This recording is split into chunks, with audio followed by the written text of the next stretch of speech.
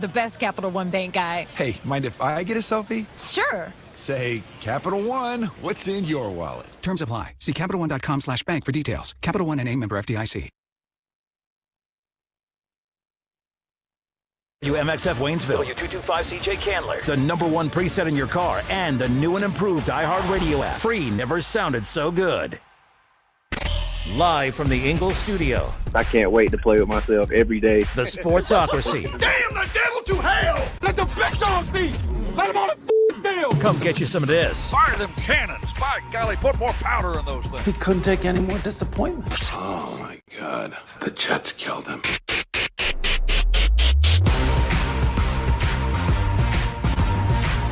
And welcome into the Sportsocracy on ESPN Asheville, 92.9 FM, 880 AM, 1400. The Sportsocracy heard everywhere you go on the iHeartRadio app, and we're seen everywhere on YouTube. Just go to thesportsocracy.com, click that live video link, subscribe to the channel, join us in the chat. It is a hump day as we continue to follow all of the headlines in the NFL offseason. NFLDraft.net player rankings. More on the way today. We'll talk about the hog mollies today, Jeremy Greene.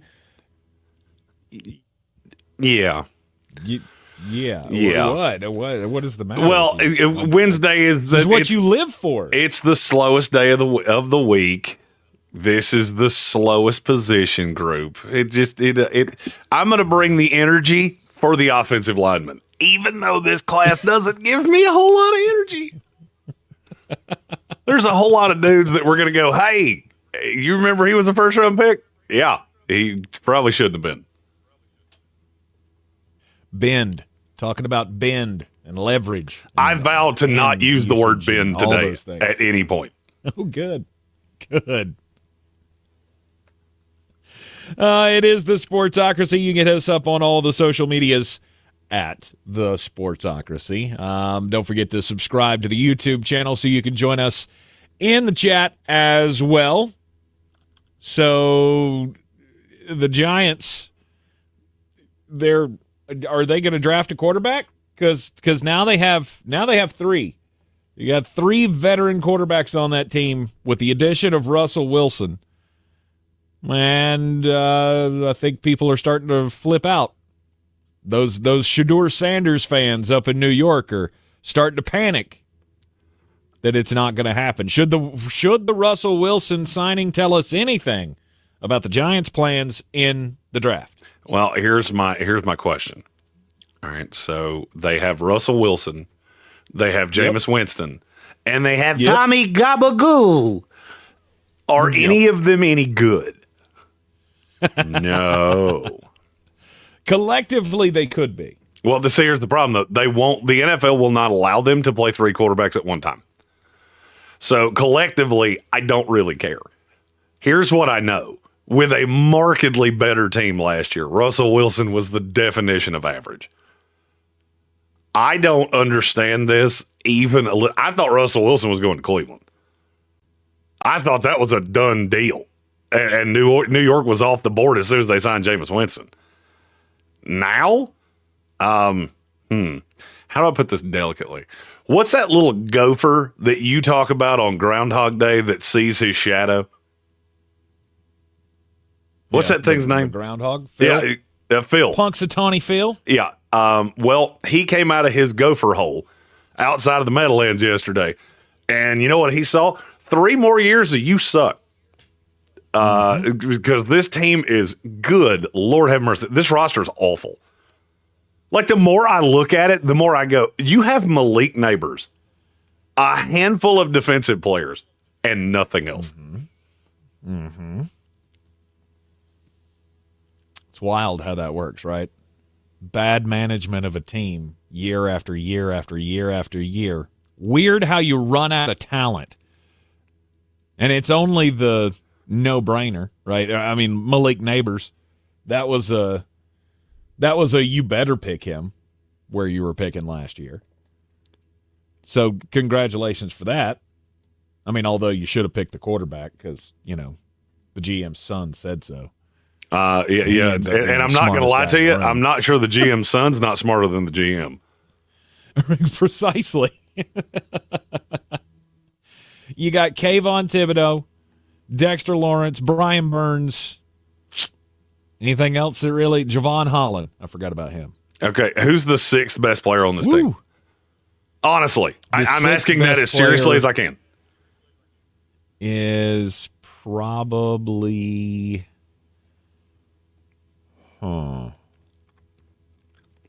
Tyrone Tracy? I can't tell you you're wrong. I can't. Paulson You have two Debo? players on offense. You have Andrew Thomas and Malik Neighbors. That's it. Defensively, you have Thibodeau, who I don't love. He would probably be my six. Dexter Lawrence, Brian Burns, and Javon Holland. Bobby Okereke, Drew Phillips that you took out of Kentucky last year. From there, this is an XFL roster. Mm-hmm. And you think you're going to save your job with Rusty Shackelford as your quarterback. Okay, then. I don't understand the roster construction here is baffling to me. My problem with NFL because teams is always, what is your plan? Okay, for Joe Shane and for Brian Daboll, your goal is to keep your job. Please tell me how you're going to do that with this roster as it's constructed.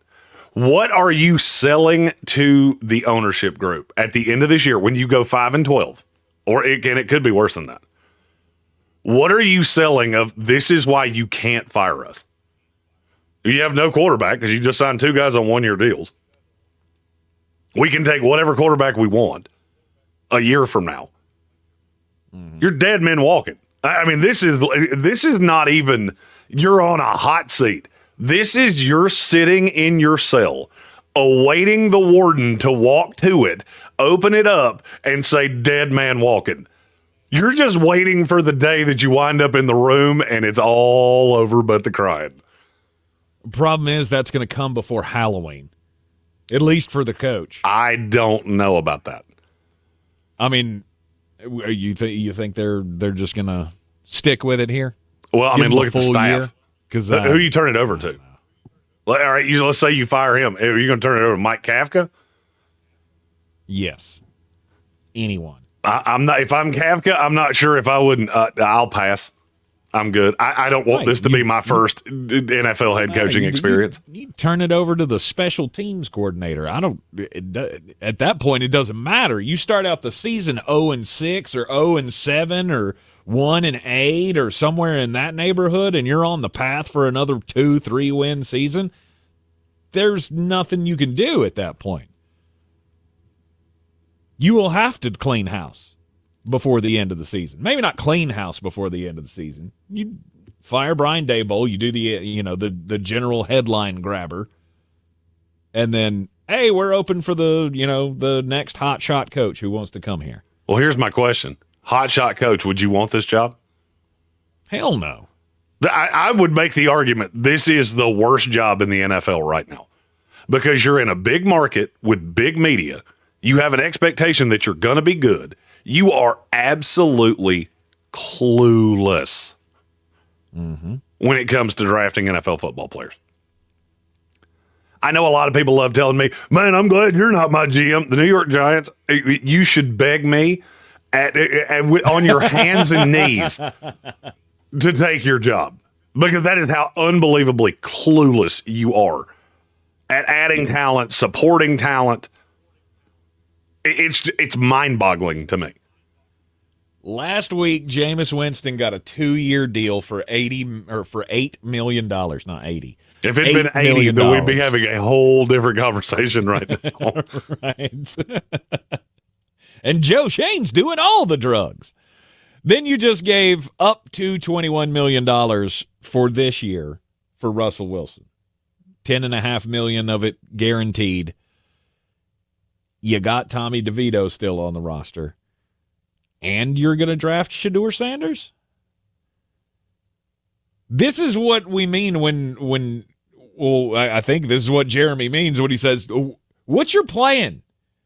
Because it doesn't look like you have a plan right now. It looks like a drunk monkey is just throwing darts at a board and going, did you watch Hard Knocks? We need 3 quarterbacks.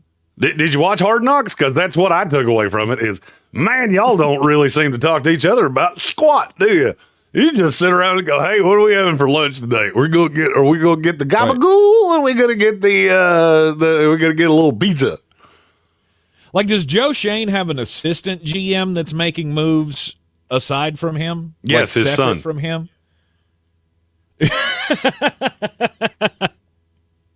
His son actually signed Jameis Winston. He was really funny at the Super Bowl. Dad, he should be our quarterback. I think that'd be a lot of fun. I got to go do my algebra now, but you just keep running the Giants, Dad. But it's like you keep making decisions and completely forgetting what you've already done. Right? At one point a few weeks ago, this team didn't have a quarterback. Right? They were still making the call on Tommy Cutlets. And then they decided, okay, we're going to bring Tommy Cutlets back. Granted, we're only paying him, 12 cents a year. He's a nice little, story for the local paper. And then you went and got Jameis Winston. And now you've added Russell Wilson. Plus, you're in prime position to draft a quarterback. I'm not so sure they're taking Shedeur Sanders. Are we shaping up to a 2021-esque type of a situation here where up until the day the draft starts, there will be mock drafters who insist that quarterbacks are going high, and then none of them do? I mean, you'll still have Cam. He'll go high. But if Shedeur falls, then everybody else falls, right? Cam can't fall out of the top two. Because if Tennessee doesn't take him, Cleveland will. And if Cleveland doesn't, Cleveland will trade down with the Raiders. The Raiders will come up and get Travis Hunter. And then the Giants will be sitting around with their thumb in their keister going, hey, what do we do now? Because all the good players are gone. And we don't need Will Campbell. Oh, you do. You just can't really afford to take him. Here's what and this is where my brain immediately goes. I wish I had better friends in Hollywood, because I feel like we could have the greatest buddy comedy in the history of time if we just followed the quarterback room of the New York Giants. Because we got Jameis, that's the funny guy. Russell's like the dorky dad that nobody wants to listen to anything he says. It's just nothing but dad jokes. And then you got Tommy Cutlets. Say that writes itself. It's three cartoon characters that you have playing quarterback for you in the biggest media market in the world. I never thought I would be looking at the New York Jets going, damn, I'm glad I'm not the Giants. It's bad to be the Jets. Man, I'm glad I'm not you. Justin Fields is the best quarterback in New York right now by about a mile. Which is gross. It is gross. And honestly, I almost reversal of fortune when I said it. It hurt. But wait, how can you say that when Russell started over him last year? Well, Drew Bledsoe started over Tom Brady. Sometimes you do dumb things. And starting Russell Wilson over Justin Fields was dumb things. And I said it the entire year. I know what Russell gets you. Fired. That's what Russell Wilson gets you.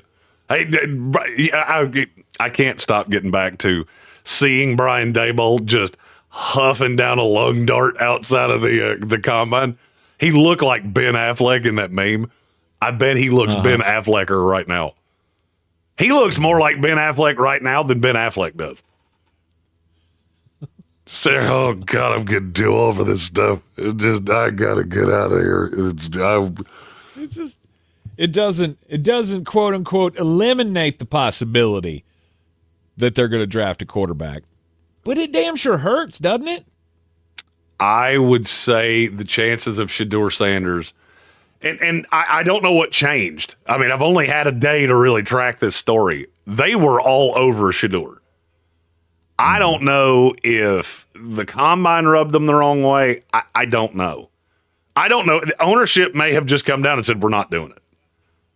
I don't know. That's how dysfunctional this building is at this point. Right. So now if you're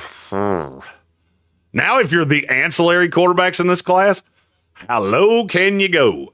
And Shedeur Sanders, it could be a minute. It could be a precipitous fall. Mm-hmm. Ooh, do you now see him not going second? I never saw him going second. I had Abdul Carter and Cam Ward. They're going 1-2. I had Shedeur going 3. I mean, as the second quarterback. Well, now see, that's now, my friend. Now you have asked me a question there that is fun to dive into, and I believe after this commercial break, we should do just that. You are in the Sportsocracy, and this is ESPN Asheville. Yeah, we're clear. Think of a project? Harbor Freight is the place that always something for your pickup truck or a power tool for your project. At Harbor Freight, your dollar always goes further.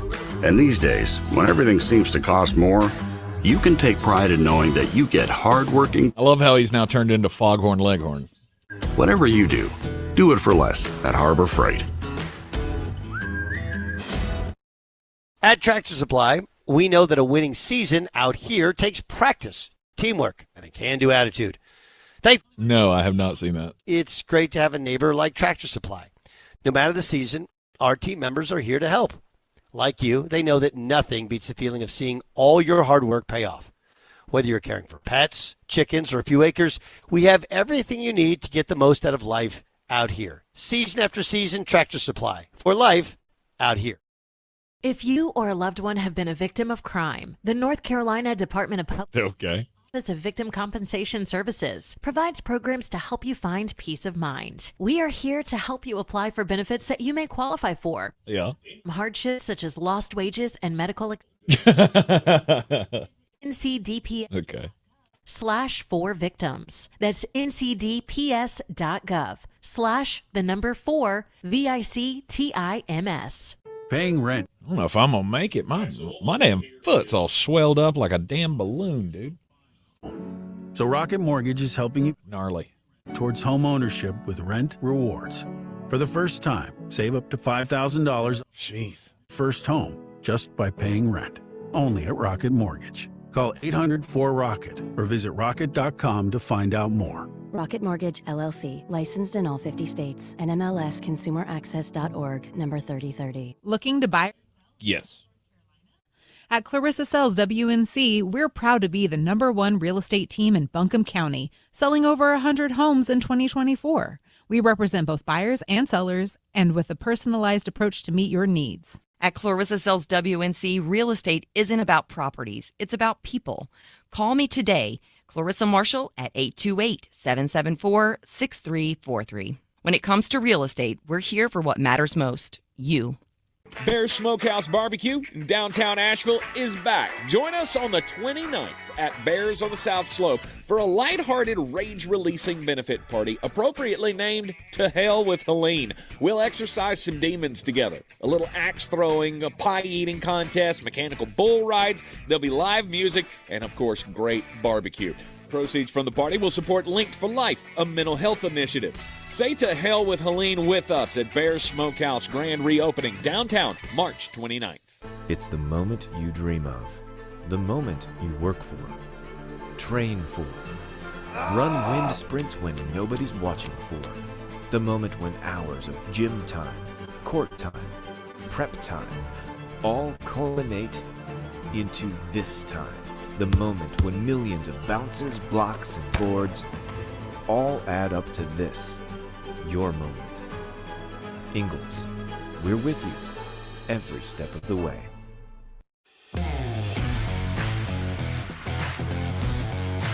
The Sportsocracy. These guys are a f***ing disgrace. It is ESPN Asheville. Russell Wilson, or as Jeremy likes to call him, Rusty Shackelford, is now a New York Giant. Pocket sand. What? You didn't watch you didn't watch King of the Hill, and it shows. Rusty Shackelford was Dale Gribble's alter ego, And he always had a pocket full of pocket sand that he could throw to get away, throw it in your eyes and run away and go, sha, sha, sha. That was another one of those shows that I watched like the first couple of seasons when it was brand new, and then I never watched it again. I don't remember how much of that show I watched. The only thing that I walked away from was, what was his name? John Redcorn. Like, nobody's going to tell Dale, eh? And he's not noticing it either, which I'm just mystified by. Just let him live in his fantasy world. You let him live. We listen and we do not judge.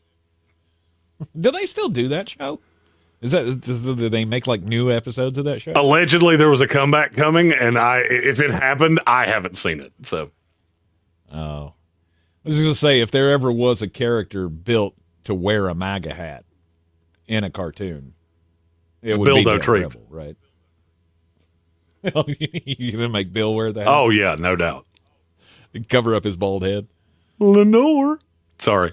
That's one of those impressions I don't ever get to do, and I get so excited when I can.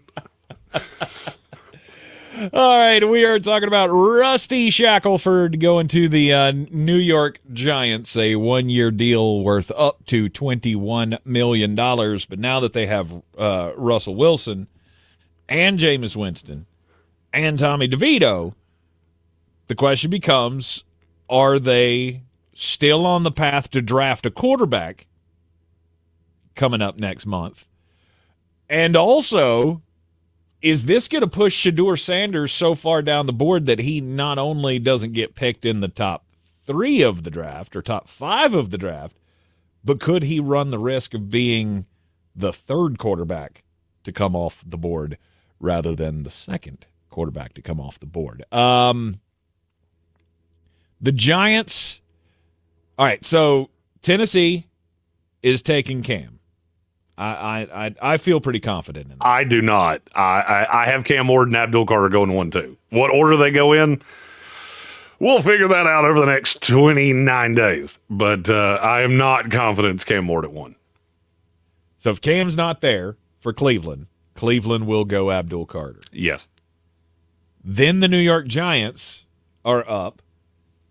And if they're off of Shedeur Sanders, if they haven't seen what they want to see from him, and this is why they made the move for Russell and Jameis, then where does he go from there? Because New England's not taking one at 4. Nope. Jacksonville's probably not taking one at 5. Nope. The Las Vegas Raiders at 6. That's the next spot. I wouldn't write that one off. I have been very vocal in you can keep telling me Ashton Genty's going at 6. The problem is it doesn't make any sense for anything any of these guys have ever done before, and this is the deepest running back class I've ever seen. I'd have a hard time believing that a running back would go off the board with a quarterback there. Well, Shedeur sitting behind Geno Smith would probably be the absolute best case scenario for that franchise, because you bring him along slow. I can sit him behind Geno now. Now you do run the risk of you remember what happened last year when we did this very same thing with Kirkland Delano Cousins, and he got real in his feelings about it. Geno Smith could do the same thing. I came here to be the unmitigated, no doubt starter, and now you put a top 10 pick behind me? Oh, shoot. Plus, you still have Aiden O'Connell, which I don't love him, but he is a serviceable NFL quarterback. Mm-hmm. All right, so let's say Las Vegas is okay with what they have. With Geno and Aiden, they don't want to spend a top 6 pick on a quarterback. Then we get to the interesting one. The New York Jets? Yeah, because I have this on good authority. The Jets have Jackson Dart ahead of Shedeur Sanders. Ooh. So if you tell me the Jets take a quarterback at 7 and Shedeur and Dart are both on the board, anything you want. It's Dart. It'll be Dart. It'll be Dart over Shedeur Sanders. Mm-hmm. Mm-hmm. And then the Carolina Panthers at 8. They're not taking a quarterback. And the New Orleans Saints at 9. That could make a lot of sense. That's another team that I think has Dart ahead of Shedeur Sanders. I mean, Spencer Rattler fans hardest hit. But Spencer Rattler, what was that? What was that show that was on television for like 15 minutes and the fans got so angry? Firefly. When that show got canceled, they lost their minds. Spencer Rattler is the Firefly of the NFL. You get it was terrible, right? The reason they canceled it is because it was awful. He is the same thing. B-A-double-D, bad, bad, bad, bad, bad, bad. Every NFL team had 3 shots at him, and all of them went, nah, dog, we're good. Yep. Will Shedeur Sanders get outside the top 10? I think there's a great possibility of it. Say no. I think there's a great possibility of it. I told you this from the get-go. If the Giants are not in on Shedeur, his landing spot gets a lot harder to figure out. Because you stopped at 10. All right, Chicago? No. San Francisco? I'm going to say I highly doubt it. No. I cannot imagine him in that system, even if they don't want to pay Brock Purdy, even if somebody offered him 4 first-round picks for him. I can't imagine it.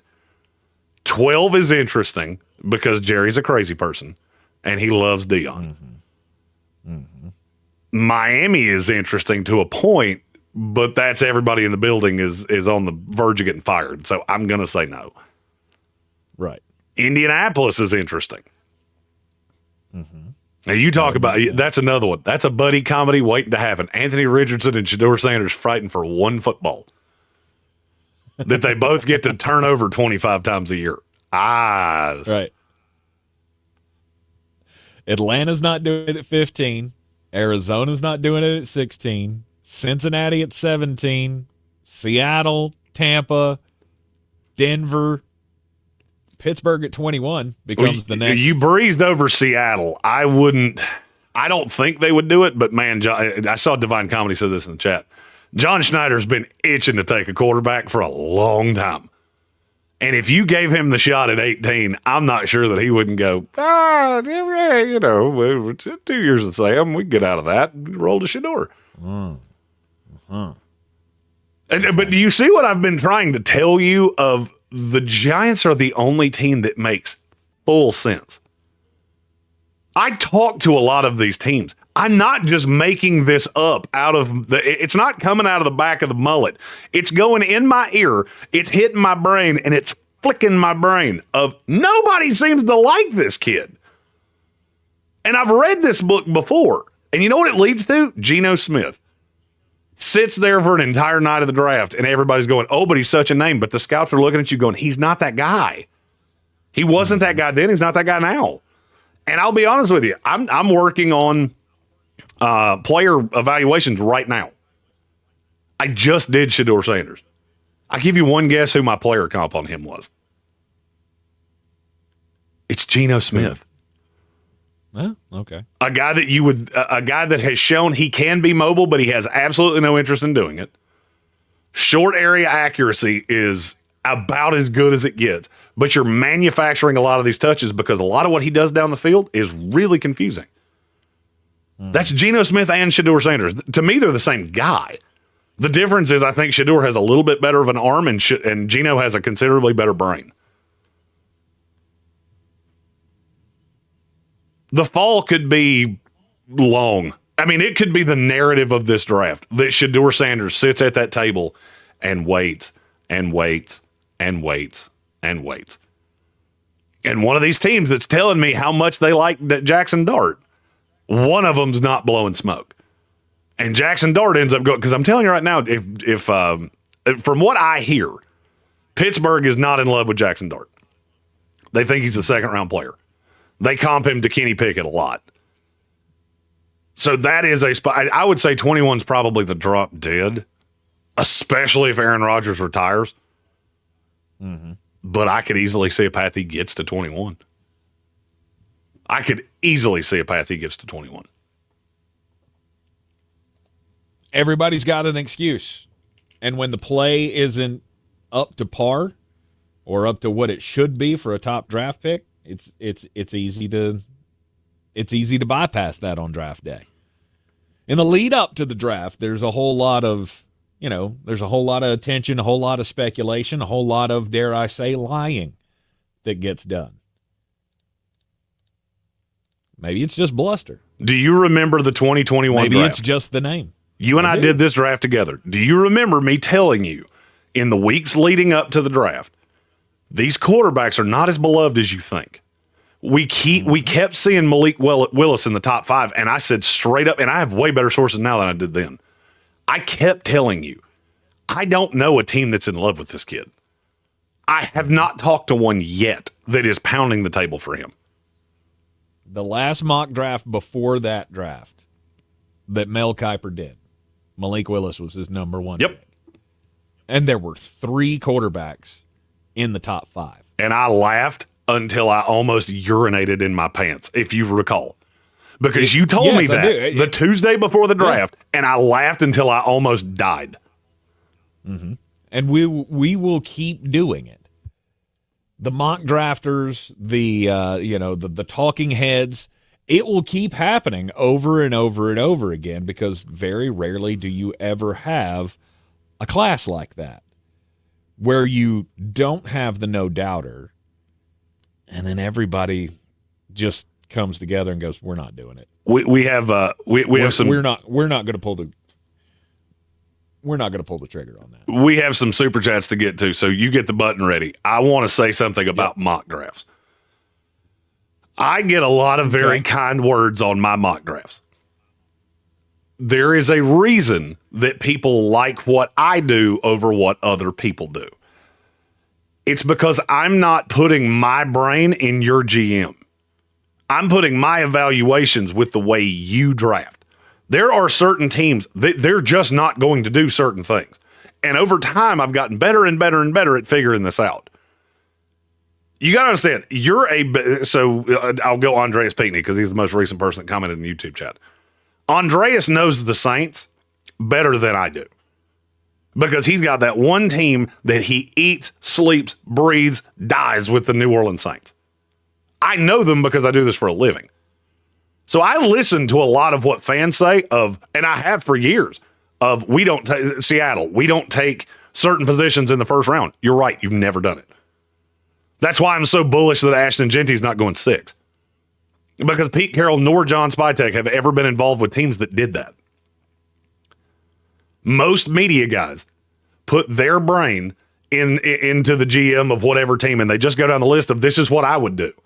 And it's why some of them are so miserably inaccurate, because it doesn't make any sense. It doesn't make a lick of sense. Shedeur Sanders does not make a lick of sense to about 28 of 32 NFL teams, because he is a guy that can get you fired straight up.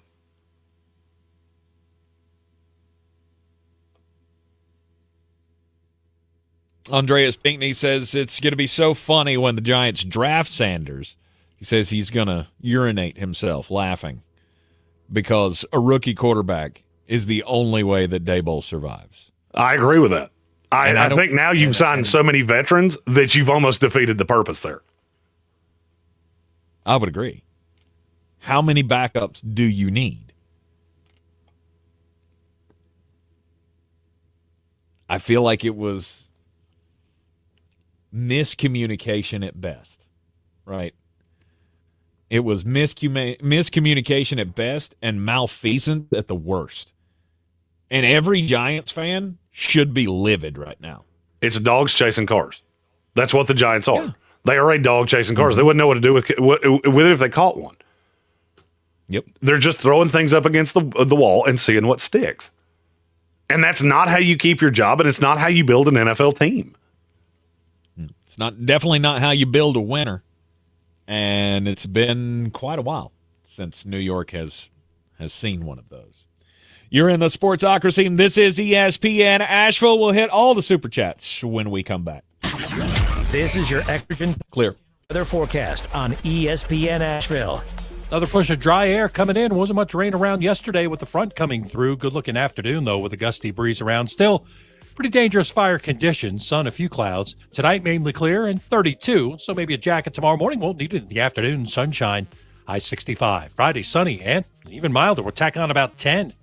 75. From the Weather Channel, meteorologist Ray Staging. This report is sponsored by Bank of America. What if your business could see beyond what is and into what can be? Whether you're a local shop or global enterprise, Bank of America gives you access to a range of business solutions to help make every move matter. What would you like the power to do? Find out how at bankofamerica.com/banking for business. Take advantage of Zero Res Air Duct Cleaning's spring sale and remove the dust from your home. Mention ESPN Asheville for $50 off your air duct cleaning. Use code AIR50 when scheduling online at zeroresasheville.com.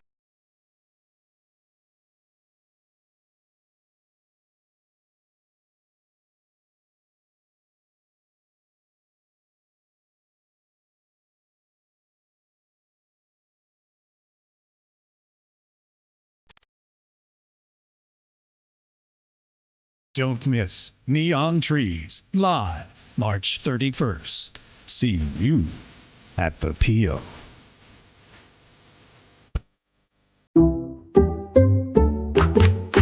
I'm at a smoothie bar asking people if they'd switch smoothies with me for $574. Oh, I'll switch. So what about $574 if you switch your home insurance to Allstate? That's a headache. Nope, it's painless. Oh, so it's easy money.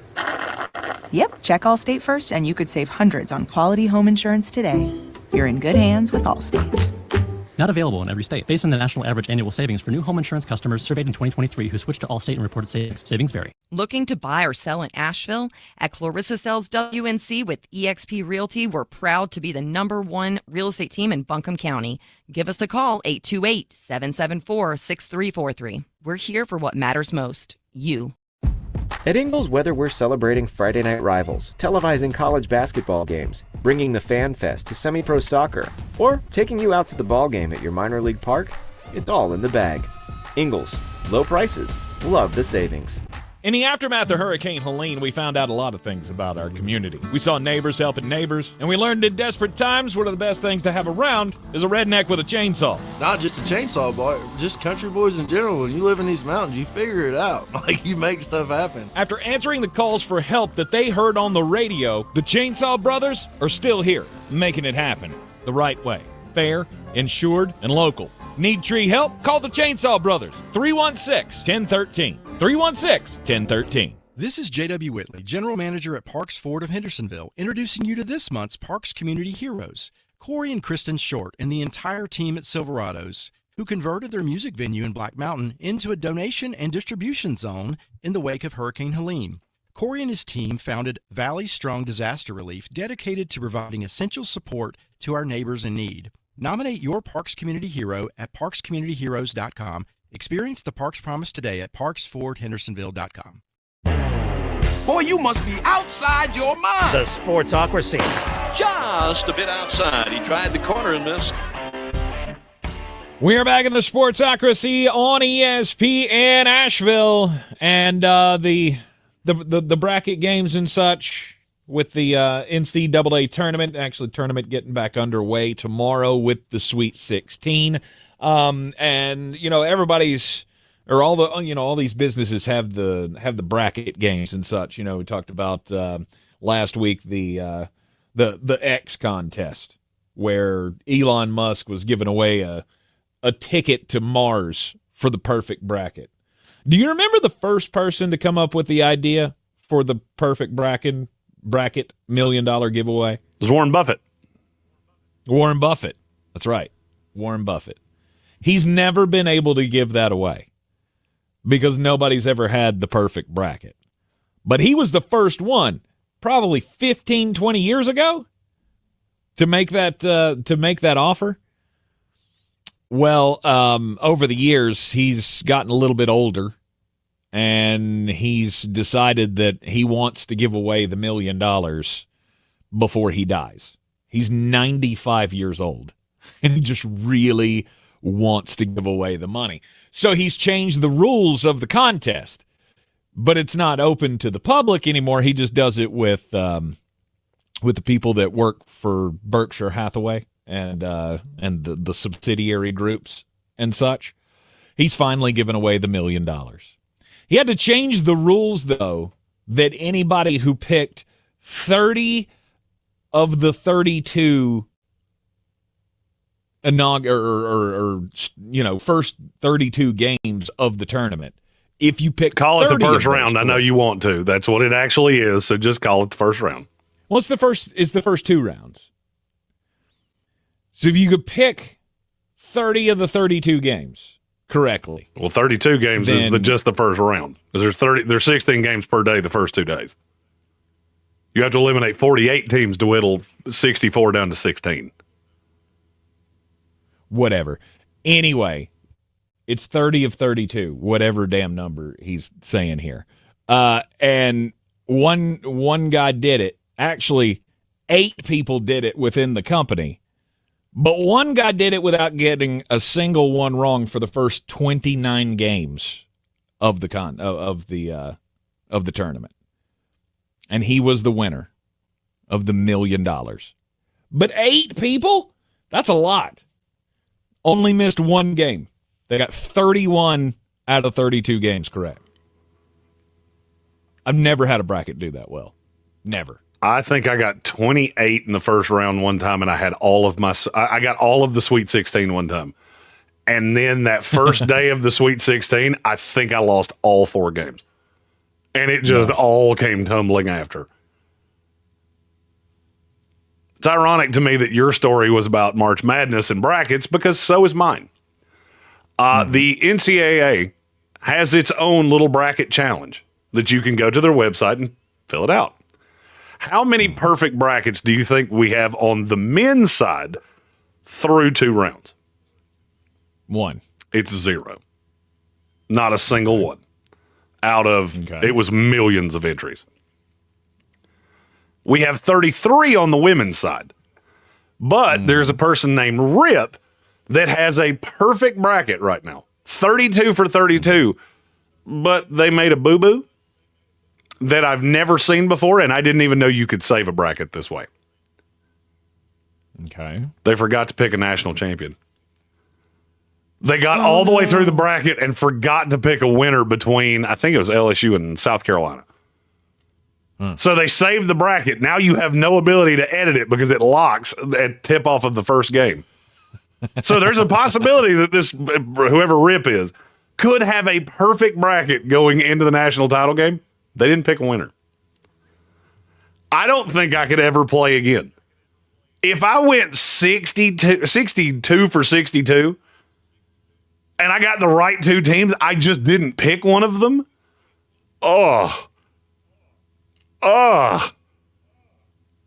That's like going to Vegas, going on the greatest run in the history of a craps table, and you accidentally throw the dice over your shoulder on the final roll. It's not salt, stupid. It has to hit the board.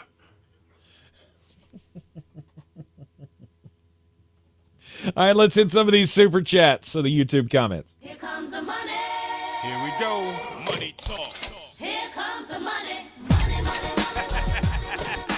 All right, the first one of the show came from Red Sea. He says, glad nothing happened after you guys went off the air.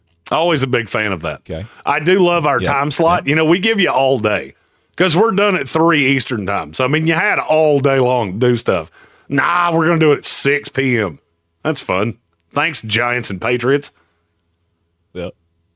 There's one from Sir Jimothy. Here we go. Money talk. Here comes the money. And he's just shouting out, just supporting. Go Gators, he says. Gross. He says, y'all are doing great. Well, we appreciate it. Shedeur Sanders, topic of the next super chat here. The money. Here we go. Money talk. Here comes the money. Eamon Report says, Shedeur Sanders, you are a New Orleans Saint. I've heard they're not wild about Shedeur. I don't have a great source inside that building, but friends of friends. We'll go the 7 degrees of mullet separation. I have heard New Orleans is not really high on Shedeur. But it's everybody's got a price, right? And no doubt. Gets down to 9, Jackson Dart's gone, Cam Ward's gone. Say for the sake of this argument, the Jets decided to take Jackson Dart. Yeah, you start looking at that quarterback room going, we got to do something. Well, Shedeur has a price for me. We can't do. And it does end with a 9. It just starts with a 7. If he got to 79, now we can talk. Now we can talk. Here comes the money. Here we go. Money talk. Here comes the money. All right, another one from Eamon says, if Sanders falls to the 49ers, Brock Purdy may lose a lot of the leverage that he has in contract negotiations. So far, Brock's not had any leverage in contract negotiations because what I've been told is that they are miles apart in terms of compensation.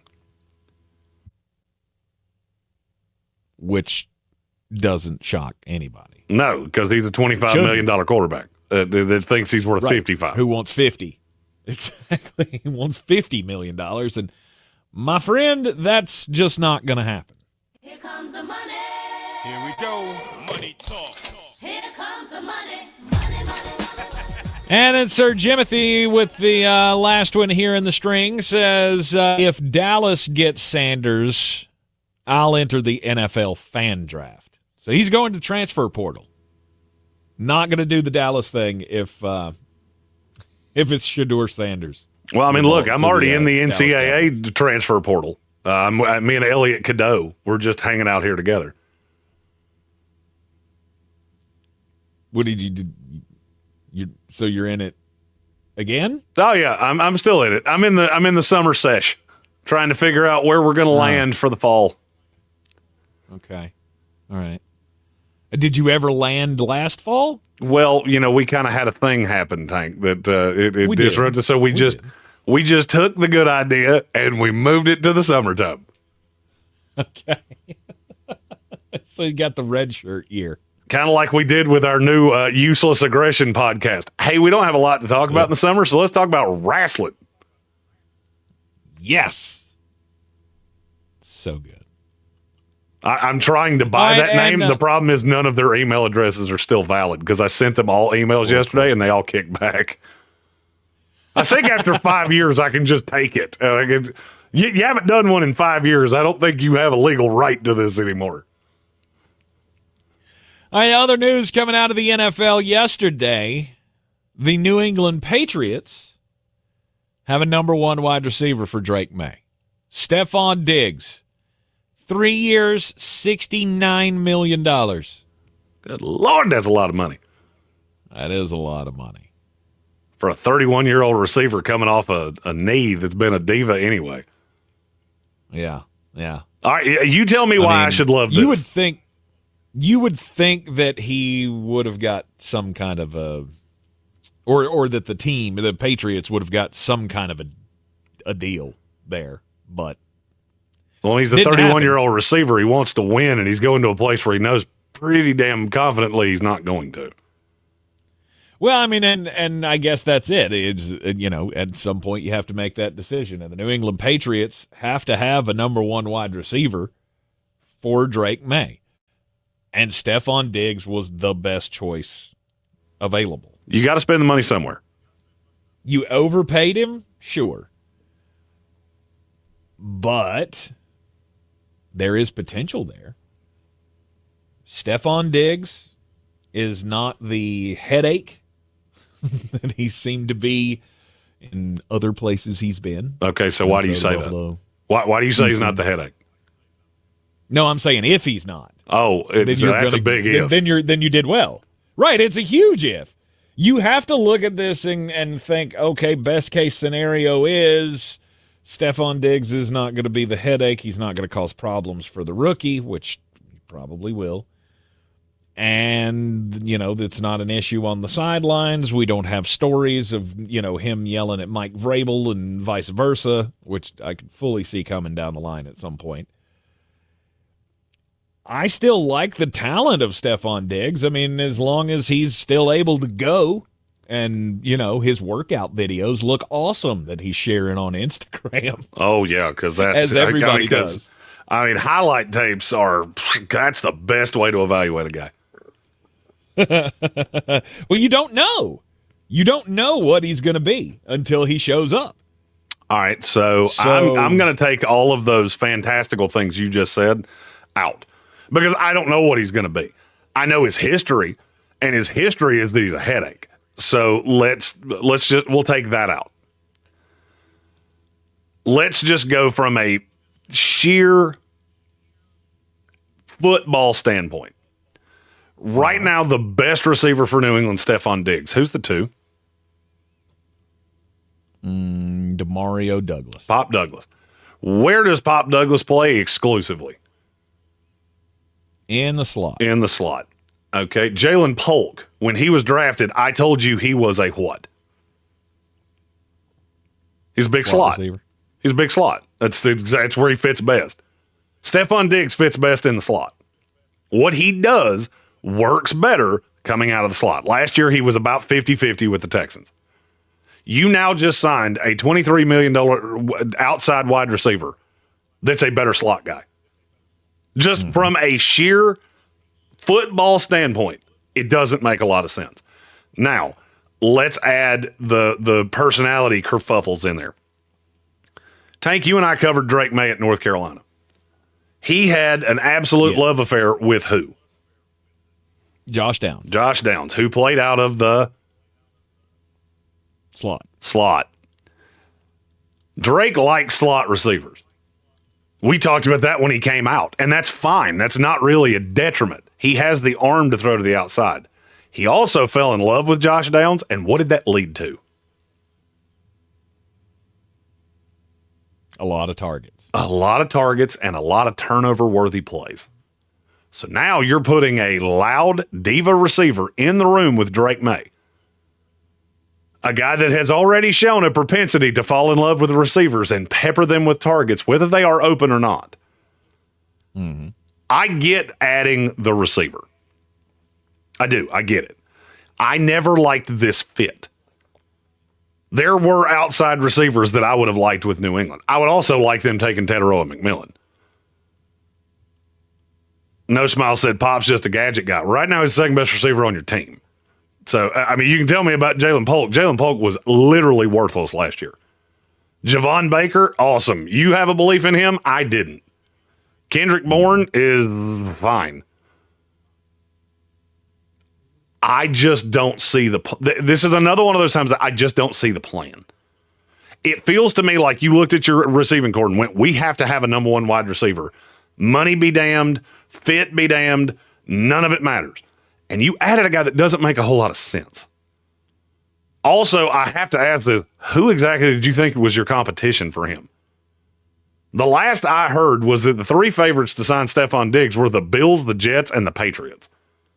The Jets were out. I can tell you that definitively. I can't imagine the Bills were actually in. That was the Vegas number. I don't get it. Now, Timothy O'Toole had a good point of Kayshon Boutte looked good last year at times. I agree with you. I agree with you. I am not dead sold on this. I'm not. I think Stefon Diggs was fine last year with Nico Collins and Tank Dell and Dalton Schultz and Joe Mixon. Now he goes to a situation where he goes from arguably the 3 or the 4 to the 1. And I've read this book before, and I didn't like it all that much the first time I read it. He was better in Buffalo when they had other options. And they did have other options. We talk about how bad Buffalo's receivers were. They had other guys on that team. Yeah, not many, though. Not many, but where did he play in Buffalo? Out of the slot. That 1,400-yard year, I don't remember the exact number. I think he played like 80% of his snaps out of the slot. Mm-hmm. And No Smile said, let's ignore the horrible coaching. Do you really, honest to God, feel that much better about the offense of Mike Vrabel? The guy whose best offense was under Arthur Smith? I mean, it's not like look, Josh McDaniels was really good with Tom Brady. He has been awful with every other quarterback. I'm just not sold on it. If I'm wrong, I'll admit it. I just feel like you've beefed up the defense and you've given Drake May. You did what New England does. You built out a defense and you looked at your quarterback and said, figure it out. This ain't Tom Brady. You're never going to have another one of those. I've never seen this build work in the NFL in the modern era. But yes, he is an upgrade. I will agree with no smiles. Josh McDaniels is an improvement over what they had last year. You've never seen what build before? I soup up the defense, and it's basically a hodgepodge of crap on the offensive side. It's Stefon Diggs, and then what? Oh, but we took Jalen Polk in the second round last year. Yeah, but you shouldn't have. See, this is the problem when you overdraft guys, because then you're just chasing your tail for years. You've got a slew of threes. You've got a nice 2 in Stefon Diggs. He's 31 years old. And coming off an ACL. And yeah, at 31 years old, that's a problem. You notice you don't see a lot of 34-year-old receivers in the NFL? There's a reason for that. Because once those knee joints start to go, you can't cut the way you did. And Stefon Diggs wasn't elite fast in the first place. Mm-hmm. The biggest problem I had with the deal was what you just said. You don't see many 34-year-olds, right? You're going to be paying one of those in 3 years. Well, they can get out of the deal after 2 years. And that's all well and good. But the fact that you would even promise that much. I get you have to get a guy like him to sign there. But I didn't like the money that they paid. I didn't like the length of the deal that they signed. You paid a guy based on 3 years ago, fact or fiction? Fact. If you watched him with the Absolute Houston Texans last year, he was not that guy. He had lost a step, and it was super obvious. Mm-hmm. Mm-hmm. But also, you do have to take into account that offense wasn't that great last year.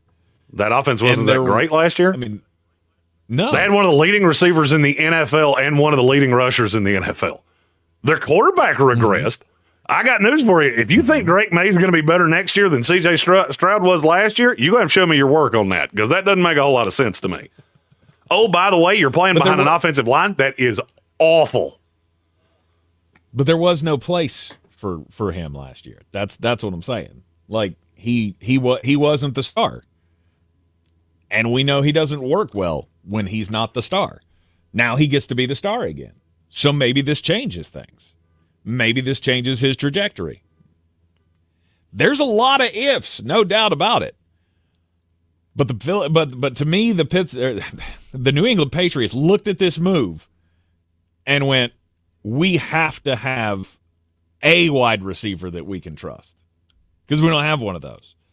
And I can't groom a quarterback that doesn't have weapons.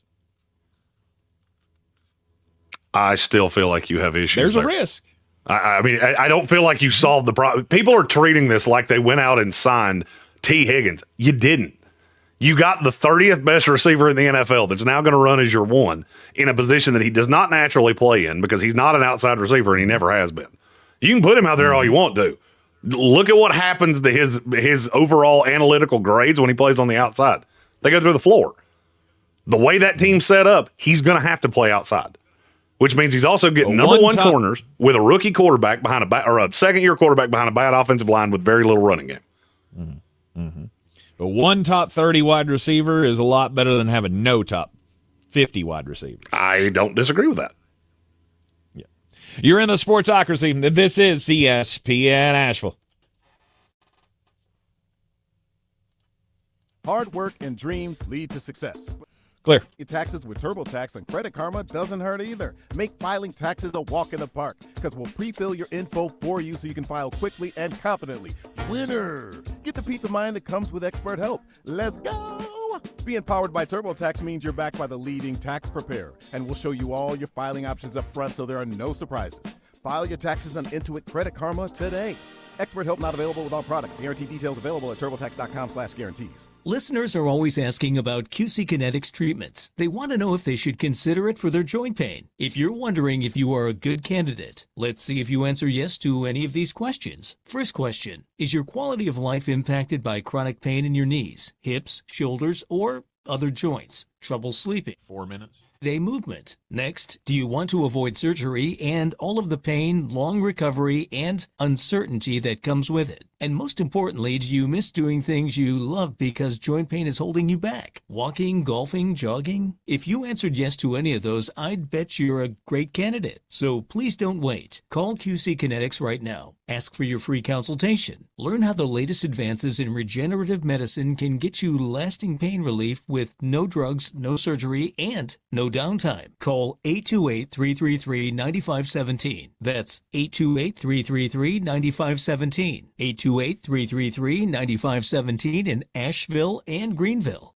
Ever wake up feeling lousy, knowing something is off with your body? You don't have time for guesswork. You need Viome. Forget all the generic health fads. Viome doesn't tell you what you want to hear. It tells you what's actually going on inside your body. By analyzing your gut microbiome, Viome delivers a custom health plan that's as unique as your DNA. It's science, not nonsense. Want energy? Want better digestion? Viome has your back. Stop trusting amateurs. Go to Viome.com for a personalized gut professional now. Call StarStar Guts to get $50 off a full body intelligence test. That's StarStar 488 to receive a link to the offer.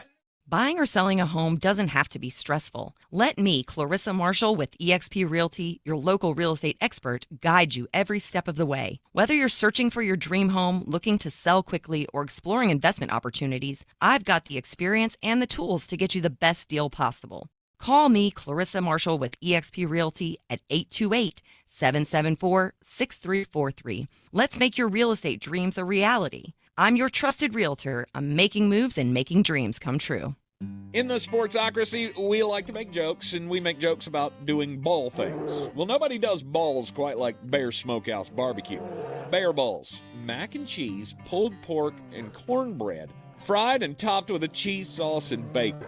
I can see why they like to talk about their balls so much. And if you like ball things, it's also a great spot to catch the next game. Bear Smokehouse, the official barbecue of the Sportsocracy. Grab you some balls today and join us for the grand reopening March 29th. From the Ingalls Studio, WPEK Fairview, WMXF Waynesville, W225CJ Candler, the #1 preset in your car, and the new and improved iHeartRadio app. Free never sounded so good. This is your Exergen Temporal Scanner weather forecast on ESPN Asheville. Another push of dry air coming in. Wasn't much rain around yesterday with the front coming through. Good-looking afternoon, though, with a gusty breeze around. Still pretty dangerous fire conditions. Sun, a few clouds. Tonight, mainly clear and 32, so maybe a jacket tomorrow morning. Won't need it in the afternoon. Sunshine, high 65. Friday, sunny and even milder. We're tacking on about 10. 75. From the Weather Channel, meteorologist Ray Stajic. This report is sponsored by Appalachian Sitework. Need reliable site preparation? Then choose Appalachian Sitework. From excavation to grading, they handle it all with precision and care. Proudly serving Western North Carolina. Visit appsiteinc.com for more information. appsiteinc.com. At Tractor Supply, we know that a winning season out here takes practice, teamwork, and a can-do attitude. Thankfully, when it comes to teamwork, it's great to have a neighbor like Tractor Supply. The little Nipsey action for you. To help. Like you, they know that nothing beats the feeling of seeing all your hard work pay off. Whether you're caring for pets, chickens, or a few acres, everything you need to get the most out of life out here. Season after season, Tractor Supply. For life out here. I'll be honest with you, at this point, Charlie Weiss has better tits than I do.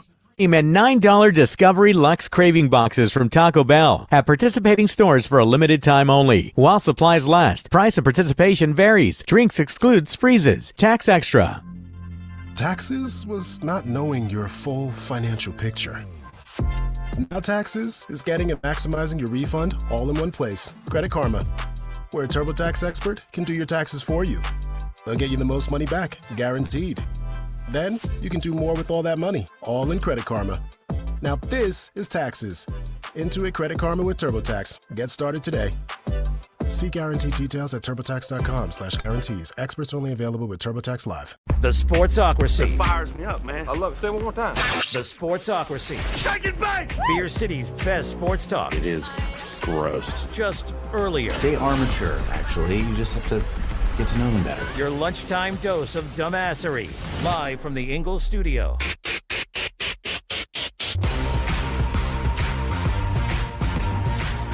We are back at the Sportsocracy. It is ESPN Asheville, 92.9 FM, 880 AM, and 1400. The Sportsocracy, heard everywhere you go on the iHeartRadio app. We are seen everywhere on the YouTubes. Just go to thesportsocracy.com, click the live video link, subscribe to the channel, and that way you can join us in the chat each and every day here in the Sportsocracy. Don't forget, coming up on Saturday, come on out and have some fun with us. The To Hell with Helene party down at Bear's Smokehouse Barbecue, the official barbecue of the Sportsocracy.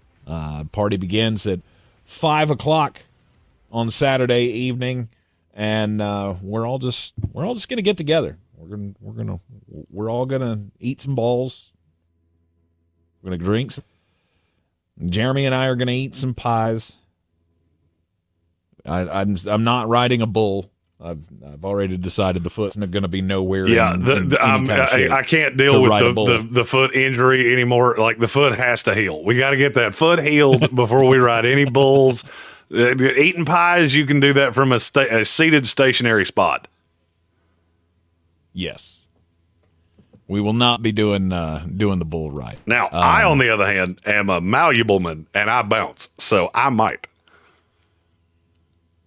I think we need to see that. It depends on how many of those blondes that they were handing out at the bar the other day that I consume, because those are that's bad decision juice right there. Just in case HWA is listening, they were handing out beers. Yes, they were just,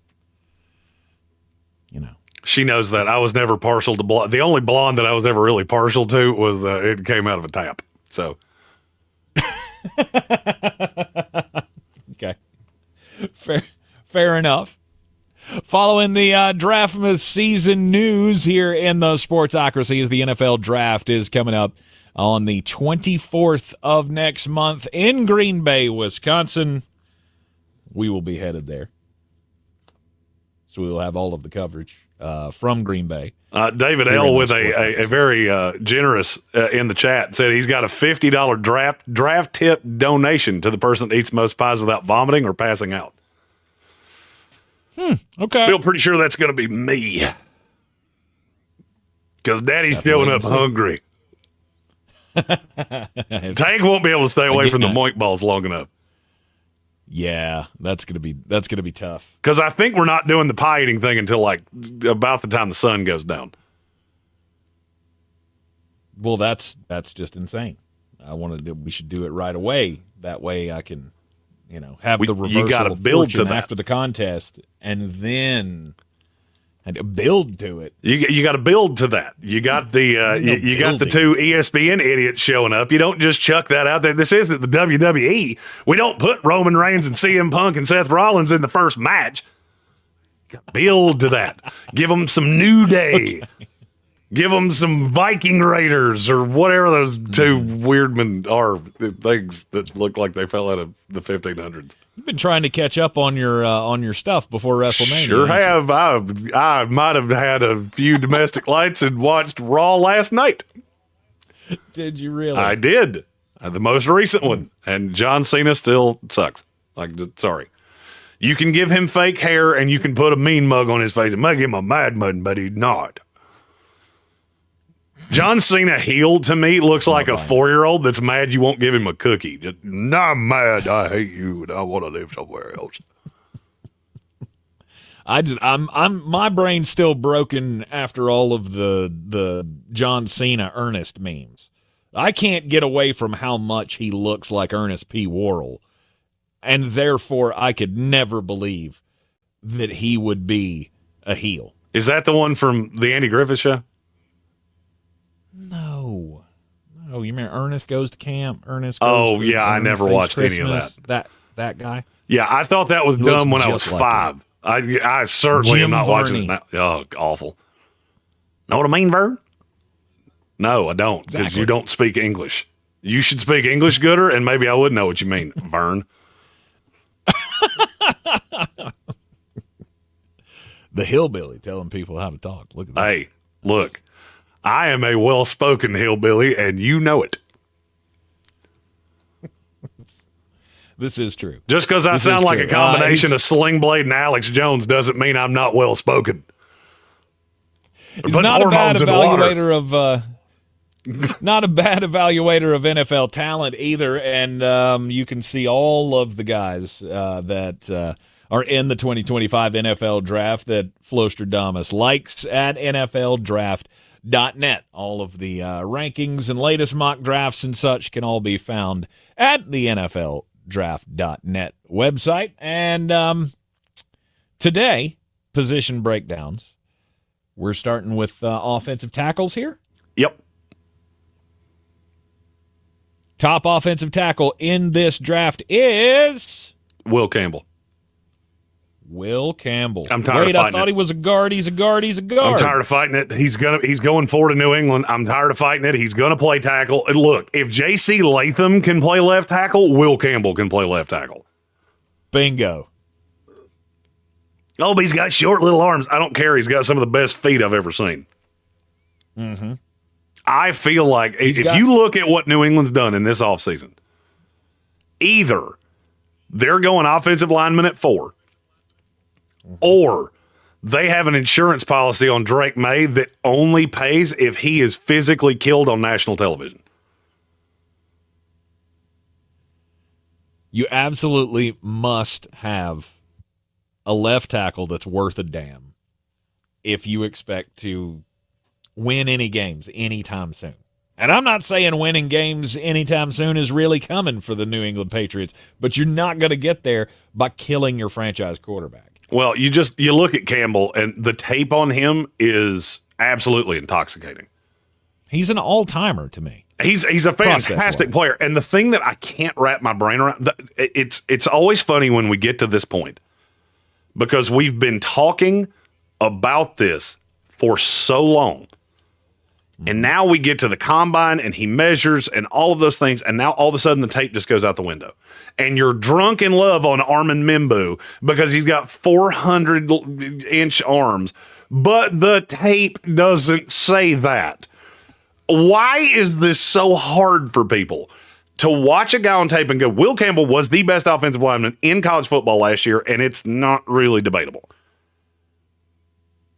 But he's got short arms. Okay. So what that means is that he has a floor of he will be the best guard in the NFL. But we don't take guards at 3. Quentin Nelson's on line 2. He'd like to talk. Yeah, we do when they're that good. And he is that good.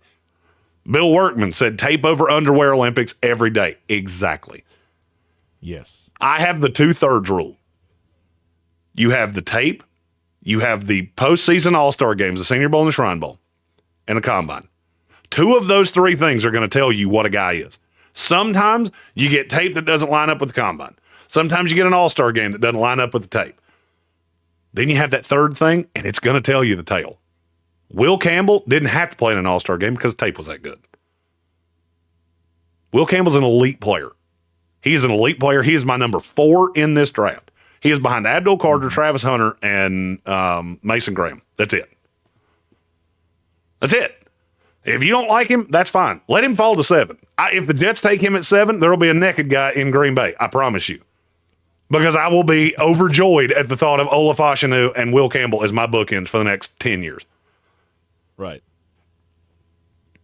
It's amazing to me how you just let measurements like that distort your view of a player. We do it every year. You've watched be an absolute beast. All right, you want me to shut the measurement thing down? One of the hardest places to play in college football is LSU. Playing in the SEC, in that environment, facing, SEC talent week in and week out. A guy that was that dominant, and somehow just because his arms came up 2 or 3 inches shorter than you thought maybe you wanted it to be, you're going to move off that guy. Okay, all right, I'll gladly take him. I can shut the measurement thing down forever. Tank Spencer has 34 3/4-inch arms. We measured him at the Combine last year. He has some of the most freakishly long arms I've ever seen. He also has some of the bigger hands I've ever seen. Yes. So Tank Spencer is built like an NFL guard. Would you draft him? Ooh, let's do me now. I'm 6'04". I'm 6'4.5". I have 10 3/4-inch hands. I have 33.5-inch arms. You want to draft me? Mm-hmm. Then why are you so worried about body dimension? Right. Can a guy play? Yes or no?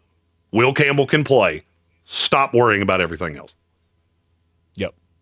The number 2 offensive tackle in this class. Oh, another one that I'll say everything I just said because his arms came in short too. It's Kelvin Banks Jr. from Texas. Mm-hmm. The left tackle on the best offensive line in college football. And now we're shoehorning him into, well, he may have to play guard. How dumb does that sound? Oh, this guy that was a top 8 pick has not played one more game. His arms came in a little short. Now all of a sudden he's got to be a zone guard, so he's going to fall to the Dolphins. Okay, let it happen. You won't like how this goes because he will be the replacement to Teron Armstead. Maybe this year. If not this year, then a year from now. Kelvin Banks Jr., I said this at the beginning of the process. His high side's Jonathan Ogden. That's how good he can be because he is an absolute hammer. When Texas played Georgia, Kelvin Banks got hurt in that game. How much better was that offensive line with him than without him? It was much better. It was night and day. It was night and day. Oh, by the way, the guy that replaced him is also going to get drafted in this class too. That's how big of a difference there was between the two. It's dumb talk. Kelvin Banks, the tape shows everything you need to see. Now, there is a guy that I think is close to Kelvin Banks, but he has injury issues that push him just below him to me. And he's my 3. All right. It's Josh Simmons. And that is Simmons. Josh Simmons and Kelvin Banks have almost mirror image grades for me. The Achilles on Josh Simmons makes me nervous. I did hear at the combine that he had the double speed bridge. So the thing that Aaron Rodgers did to come back quicker, it's at this point, I think we've done it so many times it's not even a new surgery. It's just the way we do this. His was intact enough that they double speed bridged him. So basically everything that they put on the leg itself to get the Achilles back in place and allow it to rehab itself, they doubled that up because he's so heavy.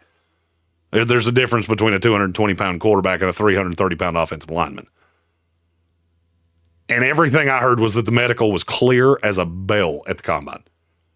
That makes Josh Simmons a top 15 pick for me. He was great at San Diego State. He was great at Ohio State. The technique is good.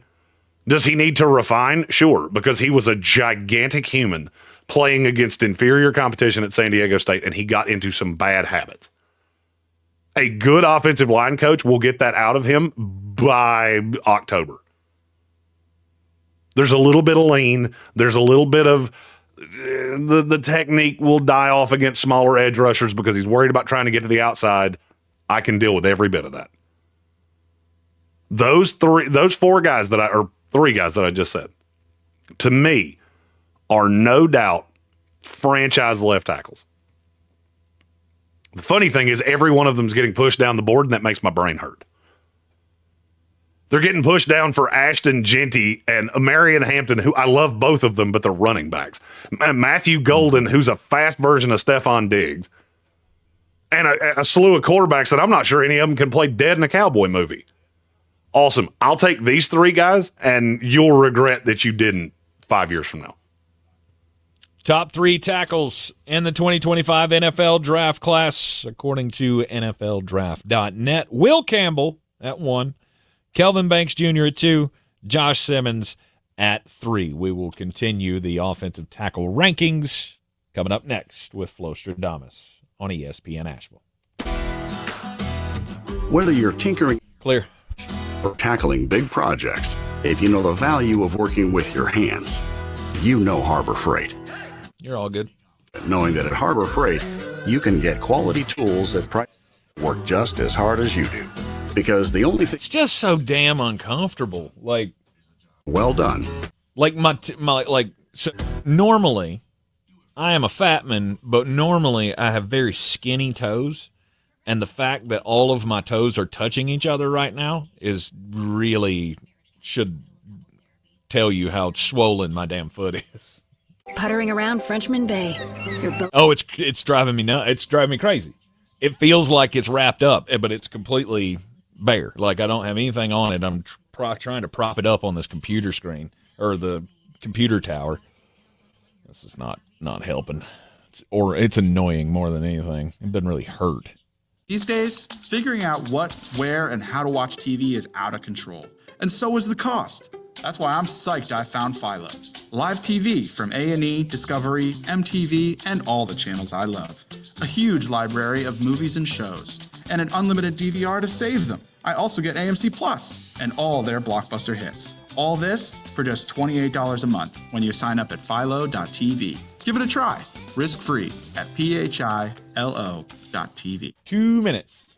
Showtime Sports have teamed up under a new local owner to serve Right on. finest custom apparel and unique branded items at the best price. Mountain Graphics and Showtime Sports can customize whatever you Ooh, look at me, Jeremy. I have 2 legs that work. quality screen printing, embroidery, and laser engraving. Visit mtngraphicsavl.com or showtimesportsavl.com. That's mtngraphicsavl.com or showtimesportsavl.com for your local one-stop custom apparel shops. Join us this March 29th for music with support for Catamount student athletes. Nashville songwriters in concert at WCU Ramsey Center. Brought to you by Ingalls Markets. Featuring country music talents Joe Lasher, Caitlin Baker, Kelly Lovelace, and Dave Turnbull. Reserve individual seats starting at just $200 with dinner and drinks included, or general admission tickets $65. Dinner by Ingalls. The chef's kitchen is served at 6 p.m. Visit KaloeCollective.com or call 828-227-2401. Looking to buy or sell in Western North Carolina? At Clarissa Sells WNC, we're proud to be the #1 real estate team in Buncombe County, selling over 100 homes in 2024. We represent both buyers and sellers, and with a personalized approach to meet your needs. At Clarissa Sells WNC, real estate isn't about properties, it's about people. Call me today, Clarissa Marshall, at 828-774-6343. When it comes to real estate, we're here for what matters most, you. This is J.W. Whitley, General Manager at Parks Ford, Hendersonville. I would like to introduce you to some of our very own Parks Community Heroes, like Jeff and Chris, who led a fleet of Ford commercial vehicles throughout the night, delivering supplies with emergency services to all corners of the county and first responders. Like Daniel, a veteran who accompanied law enforcement and other veterans to perform search and rescue operations. Nominate your Parks Community Hero today at parkscommunityheroes.com. That's parkscommunityheroes.com. Experience the Parks Promise today at parksfordhendersonville.com.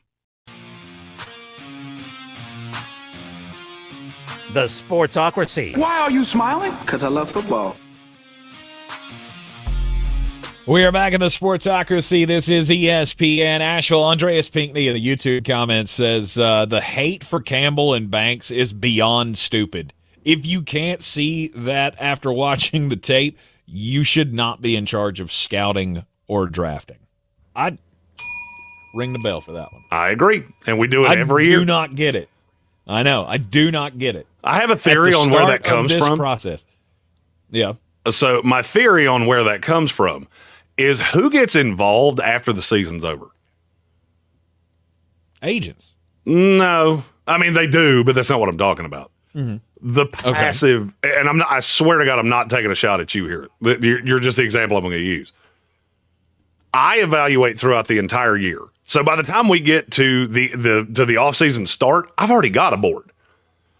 If you start critiquing based on the combine, because the regular media guys come in between about the middle of February and the end of April, because you're busy doing other things. You're not dedicated to the draft all year long.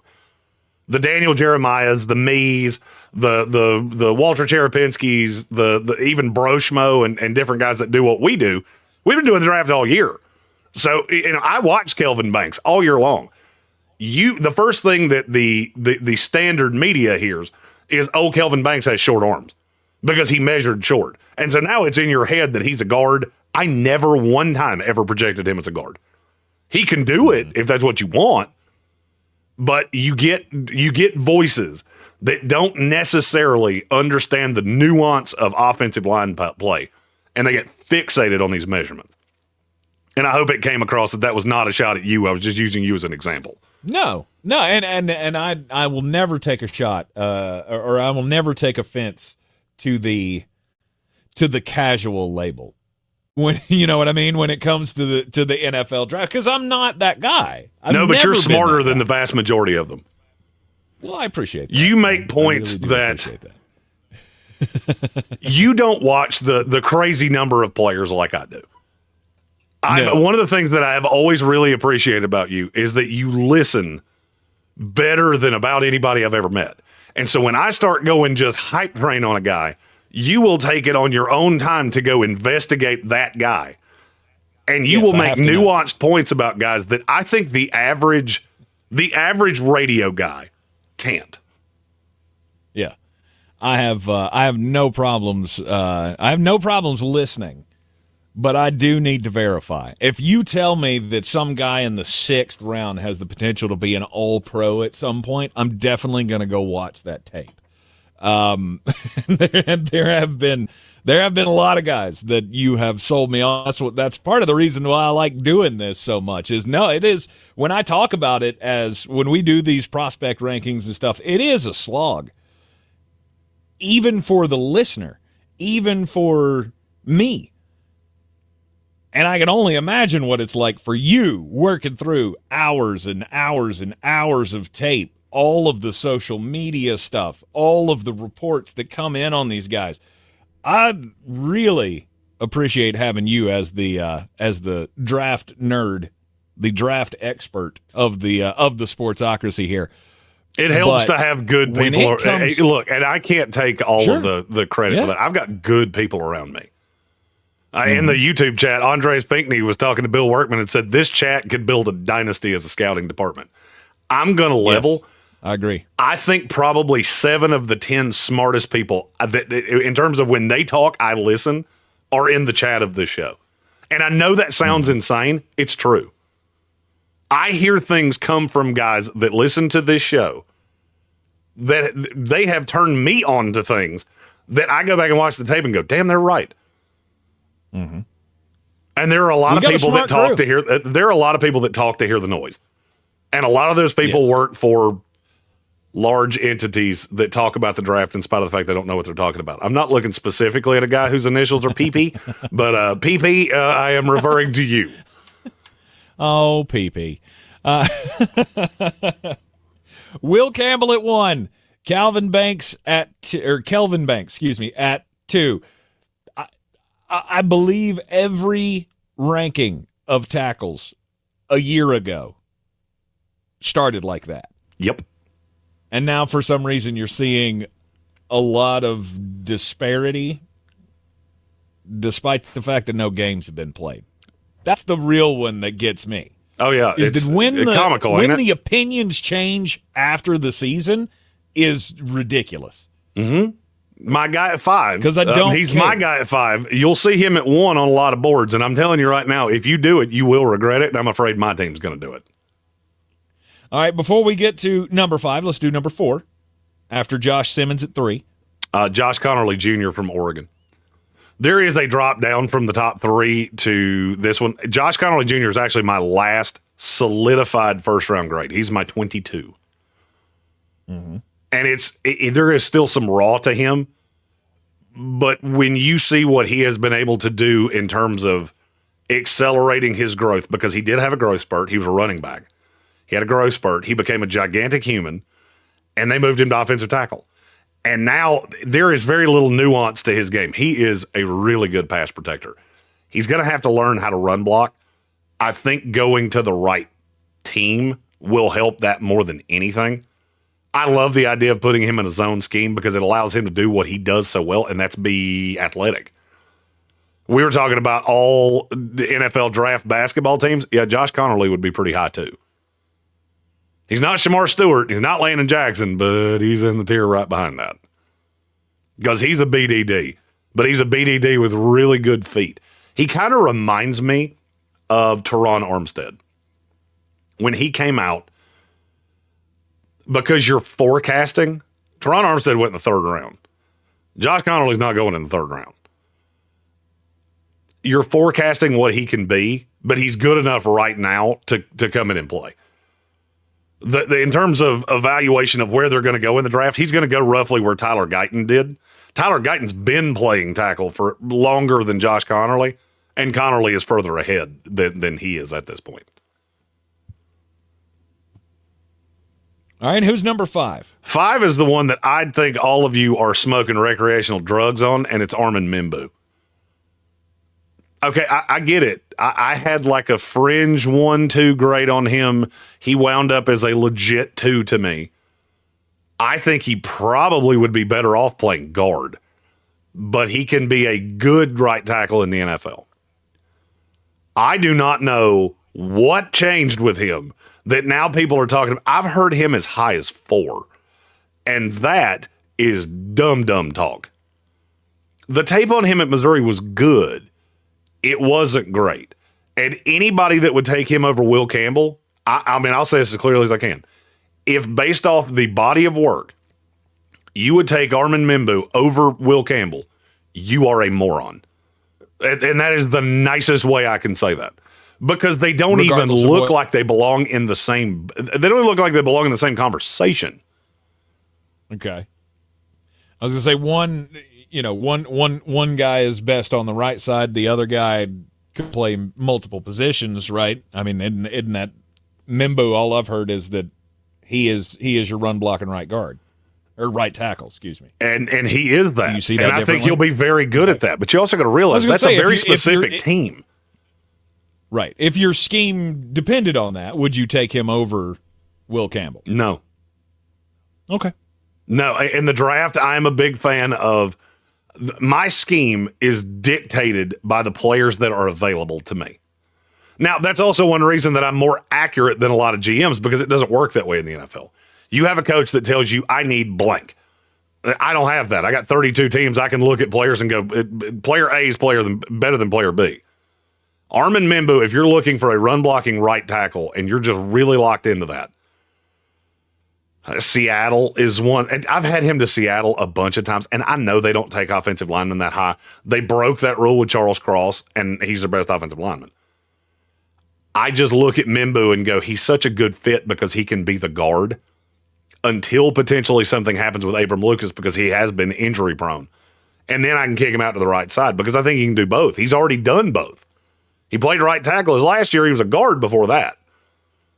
But this, I feel like, and this is another one of my Jeremy theories. Next year, I think I'm going to write a book on these are the dumb, ignorant things that people do with the NFL draft. And I'm just going to leave the name blank, and you can fill in the holes because we do it every year. Talisi Fawaga. Talisi Fawaga is why Armand Membou is jumping up boards so much. And let me explain to you why I'm saying that. Fawaga was a right tackle at Oregon State that had played guard. It's the same story as Membou. He wound up being a decent left tackle in a pinch for Minnesota or for New Orleans last year. I still think he projects as a better right tackle in this league. I think he projects better as a guard. The situation there has dictated he's had to play somewhere else. Now people are looking at Armand Membou and going, well, they kind of remind me of each other. I had a significantly higher grade on Talisi Fawaga than I do on Membou. Yes, they are similar players with similar stories.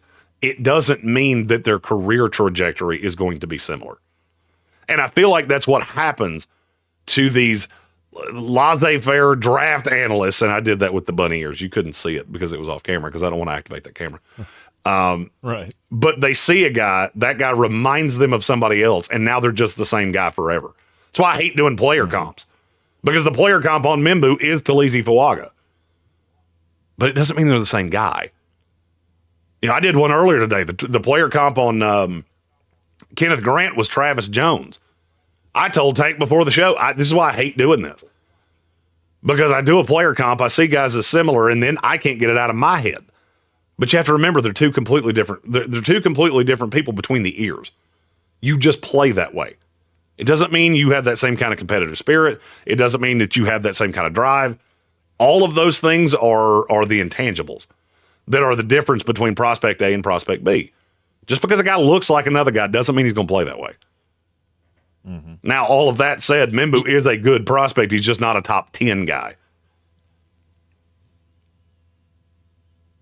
He's not a guy that I see or that I have ever seen and went, that's otherworldly. But I feel like he's done his job really well. Yes. You could tell on every play, right tackle, you tell his path, and he's going to run it to a T. Whether he needs to slip the end and get to the second level, or if he needs to completely blow the end out of a play, he can do that. But I don't know that I haven't seen the oh my God, this guy's a generational talent, which is generally where you would see. I have seen that out of Will Campbell. I have seen that with Kelvin Banks. I've never seen it with Armand Membou, so I don't understand where the hype is coming from that he's better than either of those guys. The hype's coming from the fact we started measuring this guy. We measured him at the Senior Bowl, then we measured him at the Combine, and he's got freak measurements. Yep. And people get locked into measurements are a lot like plastic surgery for dudes. You can really get duped if there are a couple larger assets on the front of a train wreck. And I'm not trying to say Armand Membou's a train wreck. That's not where the analogy was going. The measurables make smart guys stupid. Because, well, he can do all of these. I don't need you to do all these things. I'm taking you in the first round. I need you to take your job and do it well. I don't care that you can play four positions. It's a positive, but it's not why I'm drafting you. If I'm drafting a left tackle, I'm drafting a left tackle. I'm not drafting a right tackle because, well, maybe in a pinch you could come over and play left tackle. The tape's so different that I can't take one over the other just because he's flexible. Yep. You're in the Sportsocracy, and this is ESPN Asheville. We'll continue with number 6 on the offensive tackle ranking list from NFLDraft.net. Coming up after this. This is your Exergen temp. And we're clear. Forecast on ESPN. We have to read Gut Gambit fans' comment because that's really funny. Wasn't much rain around yesterday with the front coming through. Good looking afternoon, though, with a gusty breeze around. Still pretty dangerous fire conditions. Sun, a few clouds. Tonight, mainly clear and 32. So maybe a jacket tomorrow morning. Won't need it in the afternoon. Sunshine. You're welcome. You're welcome, Gambit. Tack on about 10. 75 from the Weather Channel. Meteorologist Ray Stagik. This report is sponsored by Rapid Radios. Rapid Radios are instant push-to-talk walkie-talkies offering national LTE coverage and no subscription ever. A great alternative to a mobile phone for your kids. For a limited time, go to rapidradios.com and you'll get 60% off. Free UPS shipping. Add code radio and get an extra 5% off. At Tractor Supply, we know that a winning season out here takes practice, teamwork, and a can-do attitude. Thankfully, when it comes to teamwork, it's great to have a neighbor like Tractor Supply. No matter the season, our team members are here to help. Like you, they know that nothing beats the feeling of seeing all your hard work pay off. Whether you're caring for pets, chickens, or a few acres, we have everything you need to get the most out of life out here. Season after season, Tractor Supply. For life out here.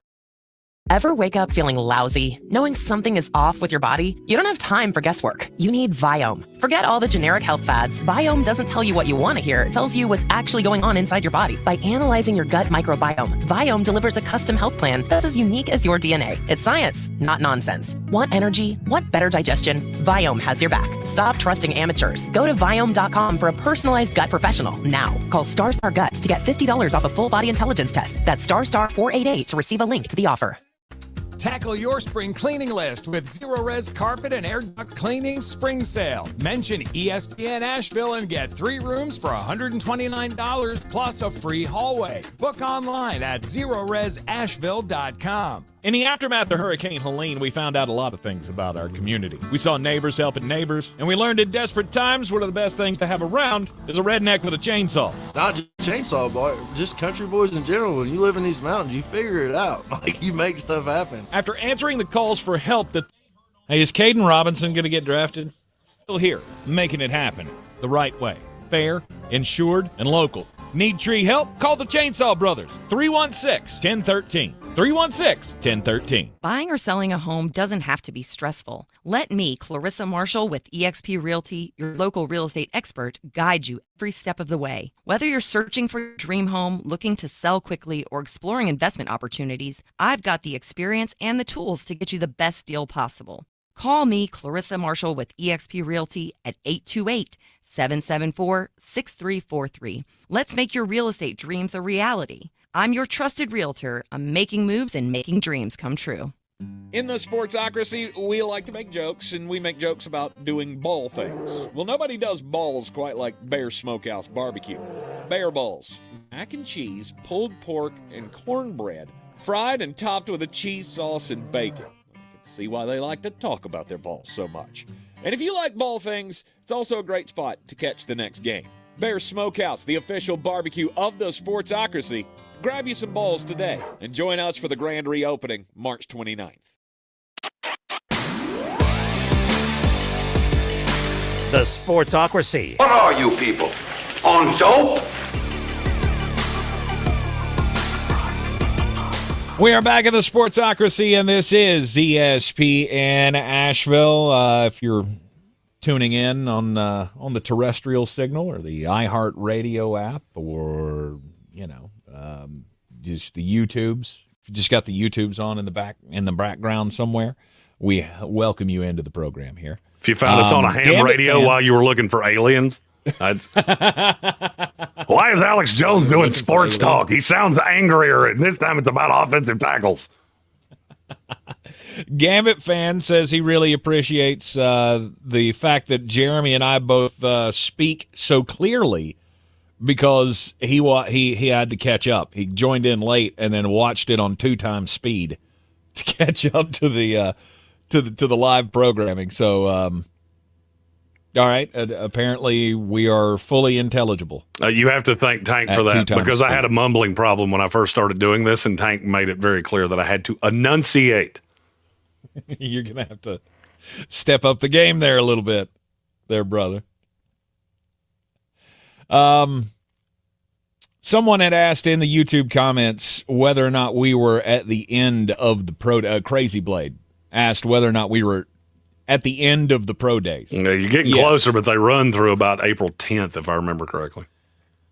I'm looking at a list on PFF here, and the last one that it has listed is April 4th. That's probably for the D1 schools. You get some 1AAs that do pro days after Maybe that. so. Yeah, maybe so. I did see a tweet from Appalachian State that their pro day is coming up tomorrow. So next year, I'm going to go to more pro days. I didn't do that this year. I intended to, and it didn't work. So next year, I'm going to pencil that into the calendar of I've got to go to more pro days. Kind of threw me off. Our good friend who likes to play with himself so much, Caden Robinson, is going to be participating in the pro day. I didn't realize that he had gotten turned down for a waiver from the NCAA. Yeah. He was going to transfer to UCLA, and he got denied the waiver. So now he has to go pro. So now I have to ask, does he have a chance of getting drafted in the 7th round? Possibility, yes. He really got screwed on that waiver. That's one of those that I almost wish you hadn't asked me that, solely because I could rant on this for 10 minutes that he deserved one and didn't get one, and I can give you about 20 guys that didn't deserve one and did. Right. The NCAA just has some fattest that sits in a room and throws darts at a board of approved, denied. And I would love to know who you are so I could drive to Indianapolis and just jack slap you as hard as I can. Mm-hmm. The Tez Walker thing. I've never forgiven you for that, and I probably never will. Right. We're talking offensive tackles, the NFLDraft.net rankings. Go check out all of Flostradamus's latest rankings and mock drafts at the website. We're talking tackles today. Number 6 on the 2025 draft class for offensive tackles. Who is it?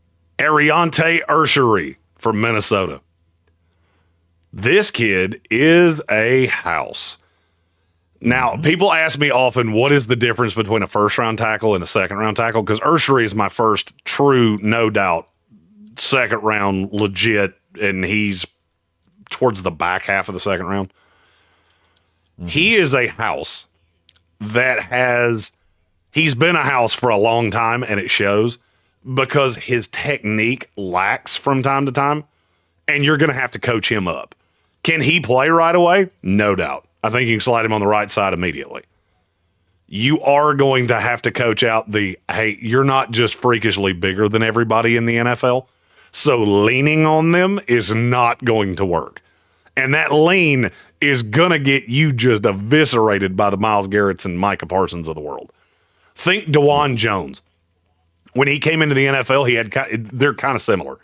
That was actually the player comp on him. Is you got here because you're a BDD. Now you got to learn how to be a BDD that can use the fact that he is kind of a dancing bear you got to use that to your advantage and get those feet and those hands and that brain in a line. You got to understand when you're that big, a lot of people that don't ever get to that size, I'm the same height, a little bit shorter, but close enough. Your brain, your hands, and your feet don't always work in alignment when you're that big. And sometimes that leads to you being a little bit clumsy. It tends to come better to you as you get older. I was 6'4" at 13 years old, so I'm a little more sensitive to this than most. You get to a certain height and you go, there's way more of me than there used to be, and my feet seem to be in the way a lot. He's kind of in that. He's kind of got that problem right now. But if you give him a year, I keep putting him with Baltimore just because he makes so much sense. And because they drafted Daniel Faalele, who had some of the same raw measurables out of Minnesota a couple years ago. He's better than Faalele, though.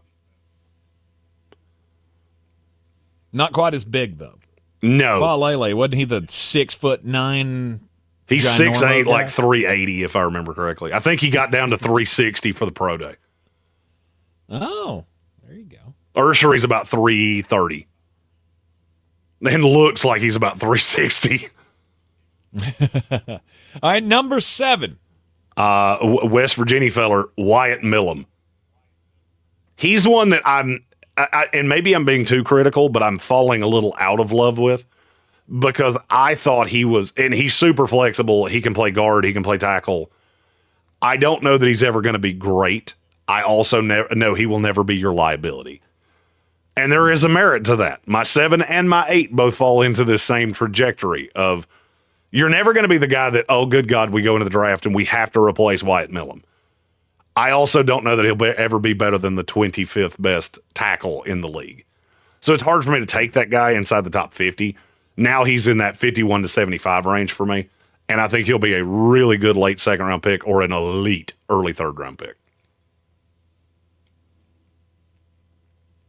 All right, Wyatt Millum at 7. Who's your 8? Anthony Belton from NC State. I did not love him as much until I saw him at the Senior Bowl, and he was just wrecking dudes' souls. And I went back and watched the tape, and I went, how did I miss this? How did I miss how good this kid actually is? Oh, because NC State was terrible. So I basically put a pin in him in September and never revisited it again. Anthony Belton is a starting left tackle in the NFL. It might take a year. You might have to put him on the right, and he might be one of those that comes in as a right tackle, and then the left tackle gets hurt. He slides over there, and you realize how good he is. But, man, there's a lot of raw to him to really, really, really like. He's got a mean streak that I'm a big fan of. You think he's moldable enough to be able to handle the speed rushers in the league? He is a little lead-footed at times, but he's really strong. And I've got him he's in the third round for me. Mm-hmm. So obviously, once you get into the third round, now you have some mechanical flaws that I'm going to have to work on. And his are that he is absolutely lead-footed at times. Yeah. It's the one thing that always stood out to me about him is that you always talk about Vegas turning like a cruise ship. I kind of feel like Anthony Belton turns like a cruise ship sometimes. He does, but he's also got and that could get you in trouble. So, all right, so I'm glad you said it that way. So what I said about Ariante Urshary, where his feet and his brain don't seem to be in the same accord, Anthony Belton doesn't have that problem. His feet are great. No. The problem is he's just slow. It's controlled. Yes, it's controlled. It's just it doesn't go very fast when you're trying to make that. Like he doesn't have that extra kick off the line that a super athletic tackle would have. He does the bailout. So, and that's really the only way I know to explain that technique of basically he kind of condenses the pocket at times, especially against speed rushers, because he's so worried about getting back into his set and getting back. And he starts doing that hitch thing where you start seeing the shoulder go up because the shoulder and the knee are basically tied to each other in his brain. Yeah. And he sets back so far that it almost collapses the pocket a little bit. That's why he's in the third round as opposed to in the second, because I think he has second round talent. But you are going to have to work on that and get him to a point where he can kick out instead of kicking just dead back. Yes. All right. At number 9, in the offensive tackle ranking. You're trying to bait me into getting real technical here, Dank. Ozzie Trapio from Boston College. Trapio's another one that if I was more comfortable that he was a tackle, I would probably have him ahead of Belton because I actually like the raw on him. I am afraid that he has mechanical hitches that are not solvable. I think some of he wants to push forward. I have kind of the same problem with Trapio that I had with Ike Mekwonu, which is I'm not sure you're ever going to be patient enough to be a blindside protector. I know he can't play on the left. The question is, can he play on the right with a left-handed quarterback? I'm not sure he is patient enough. He wants to drive into you because he is super physical. The problem is that sometimes that's going to put you in a bad situation. It's going to get your quarterback killed. And those guys, for me, tend to slide into guard. Ike Mekwanu's gotten better at it. He's still not great at it. But he has done it enough to be it is manageable enough that he has been able to play on the left side. But you also know he gave up a lot of sacks early. And I fear that with Trapio as well. All right, let's go number 10. Charles Grant from William and Mary. One of the only 1AA prospects that made it to the combine, and he really left an impression on a lot of scouts because the raw of him, there's nothing this kid can't do. If he had played at Ohio State, I'm not sure he wouldn't be a first-round pick. And he told us specifically, I turned down NIL deals to come back to William and Mary because I had unfinished business here. I think he cost himself some money doing that because he absolutely dominated at William and Mary. I don't know that he would have done that in the Big Ten or the SEC or even the ACC. And that's where you get into all the raw is there. But the level of competition is a huge jump up. And so I want to be patient with him. Yeah, you have to determine whether or not he's that good or if whether or not his talent level was just that much greater than these guys. Well, and I really hate when evaluators whatever. I hate when evaluators come up with this mantra of a guy knows his own limitations and he doesn't think he can succeed there, so he stayed at William and Mary to cover up his deficiencies. I don't think that was it at all. I think he's a loyal kid. I think he loved where he was at, and he wanted to stay there. That's not an issue. A kid being loyal is not a negative. It's a positive. Mm-hmm. And I hate that we're at an era where it's treated like a negative. Number 11. This is I'm not going to lie. I probably have this kid too high, and I'm not apologizing for it because I love him. It's Holland Pierce out of Rutgers. This kid showed up as a walk-on at Rutgers at 472 pounds. They got him in shape to where he is still a ginormous human being. But it is really hard for me to unsee that work ethic. He basically just showed up at Rutgers and told Greg Schiano, I'm going to be on your team. Who are you? You'll know soon enough. Right. And then he played. He's an absolute dog. The thing is, he could end up having to kick inside because I'm not. The body is. I mean, he looks like Thor got thunder now, which is weird to say about a guy that's 360 pounds.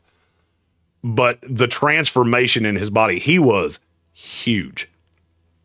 I mean, huge. And it feels huge. Fat huge. Yeah, he was doughy. I mean, he was where is the defibrillator located in Piscataway, New Jersey big. And he worked over the course of 3 or 4 years. I can't remember how long. I think he was there for 4 years. He worked his body into shape. And now I think he's a legit tackle prospect. But now he is going to take some time. He's not the one that I can just pencil in as my right tackle and, I'll get, no. I don't even really want him playing swing to start. I want you to sit him behind a Teron Armstead or a Trent Williams or somebody like that, and you follow him around everywhere you go. Because now we got your body right, and the fact that you're so freakishly strong has gotten you to this point. Now we got to work on that technique. Because, for the first 2 years at Rutgers, they were basically working around the fact he was a 400-pound guy. Mm-hmm. All right, let's go to number 12. Logan Brown out of Kansas. I don't know that he will ever be a legit starter. I know he can be the third tackle on a roster. There's kind of a jump here for me, even though there's not a jump in placement. There's a jump in prospect because I basically have 3 tackles left. It's Logan Brown, Jack Nelson, Chase Lunt. Nelson from Wisconsin, Lunt from UConn. And they all 3 project as high motor, hardworking, physically limited guys. But I do think they have a role. I just can't put my finger on exactly what it is. Like, if I need a lineman that can play, I think all 3 of those guys can play right away. They just have so much shorter of a ceiling than Holland Pierce does. All right, and finally, number 13. Oh, that was all of them. It was Logan Brown, Jack Nelson, Chase Lunt. Because that actually got me to 14. Gotcha. Good call. Good call. Logan Brown he's slightly ahead of Nelson and Lunt. Nelson and Lunt are very, very similar to me. Lunt has the highest upside of all 3 of those. He also has the scariest floor. Okay. You are in the Sportsocracy, and this is ESPN Asheville. Remember, you can check out all the latest draft rankings and mock drafts at NFLDraft.net. When we return after the top of the hour, we will talk about the other part of the offensive line, the interior of the offensive line, who are the top prospects there for the 2025 draft, coming up in just 1 month in Green Bay.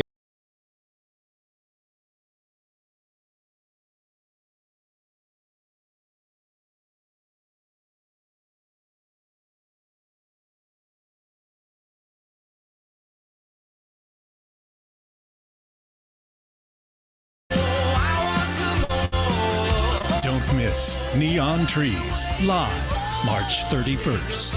See you at the Pio.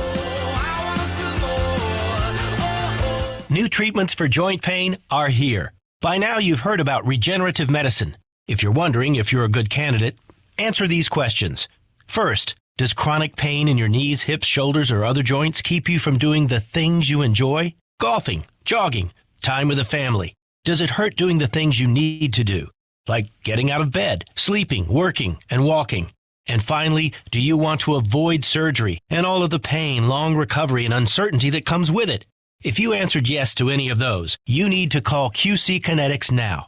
Learn about exciting advancements in regenerative treatments that can give you long-lasting pain relief with no drugs, no surgery, and no downtime. Get your free consultation today. Call QC Kinetics. That's QC Kinetics. Here's the phone number. Call now, 828-333-9517. That's 828-333-9517. QC Kinetics, 828-333-9517. If you or a loved one have been a victim of crime, the North Carolina Department of Public Safety Office of Victim Compensation Services provides programs to help you find peace of mind. We are here to help you apply for benefits that you may qualify for to recover from hardships such as lost wages and medical expenses. To learn more, visit ncdps.gov/4victims. That's ncdps.gov/4VICTIMS. Bears Smokehouse Barbecue in downtown Asheville is back. Join us on the 29th at Bears on the South Slope for a lighthearted rage-releasing benefit party appropriately named To Hell with Helene. We'll exercise some demons together. A little axe throwing, a pie eating contest, mechanical bull rides. There'll be live music and, of course, great barbecue. Proceeds from the party will support Linked for Life, a mental health initiative. Say To Hell with Helene with us at Bears Smokehouse grand reopening downtown March 29th. It's the moment you dream of, the moment you work for, train for, run wind sprints when nobody's watching for, the moment when hours of gym time, court time, prep time, all culminate into this time. The moment when millions of bounces, blocks, and boards all add up to this, your moment. Ingalls, we're with you every step of the way. Looking to buy or sell in Asheville? At Clarissa Sells WNC with eXp Realty, we're proud to be the #1 real estate team in Buncombe County. Give us a call, 828-774-6343. We're here for what matters most, you. Do better, be better every day. That's the Parks Promise. Our mission, to improve lives with every interaction. This is JW, General Manager at Parks Ford Hendersonville. Experience the Parks Promise today at parksfordhendersonville.com. That's parksfordhendersonville.com. This is your Exergen Temporal Scanner weather forecast on ESPN Asheville.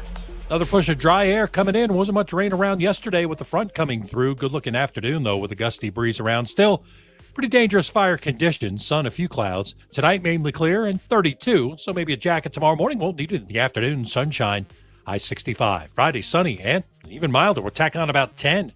75. From the Weather Channel, meteorologist Ray Stajic. This report is sponsored by Rapid Radios. Rapid Radios are instant push-to-talk walkie-talkies offering national LTE coverage and no subscription ever. Business owners can now keep in touch with up to 200 staff members at one time. Go to rapidradios.com now for up to 60% off and free shipping. At Tractor Supply, we know that a winning season out here takes practice, teamwork, and a can-do attitude. Thankfully, when it comes to teamwork, it's great to have a neighbor like Tractor Supply. No matter the season, our team members are here to help. Like you, they know that nothing beats the feeling of seeing all your hard work pay off. Whether you're caring for pets, chickens, or a few acres, we have everything you need to get the most out of life out here. Season after season, Tractor Supply. For life out here. Hard work and dreams lead to success, but easily filing your taxes with TurboTax and Credit Karma doesn't hurt either. Make filing taxes a walk in the park, because we'll pre-fill your info for you so you can file quickly and confidently. Winner! Get the peace of mind that comes with expert help. Let's go! Being powered by TurboTax means you're backed by the leading tax preparer, and we'll show you all your filing options up front so there are no surprises. File your taxes on Intuit Credit Karma today. Expert help not available with all products. Guarantee details available at turbotax.com/guarantees. Dan Scott here, inviting you to check out my new show every Sunday, 8 to 9 a.m. here on ESPN Asheville, where we bring sports and faith together. The Dan Scott Show, 8 a.m. Sundays on ESPN. Are you back? From the Ingalls Studio, WPEK Fairview, WMXF Waynesville, W225CJ Candler, the #1 preset in your car, and the new and improved iHeartRadio app. Free never sounded so good. Live from the Ingalls Studio. I can't wait to play with myself every day. The Sportsocracy. Damn the devil to hell! Let the big dog eat! Let him on the field! Come get you some of this. Fire them cannons! By golly, put more powder in those things. He couldn't take any more disappointment. Oh my God. The Jets killed him.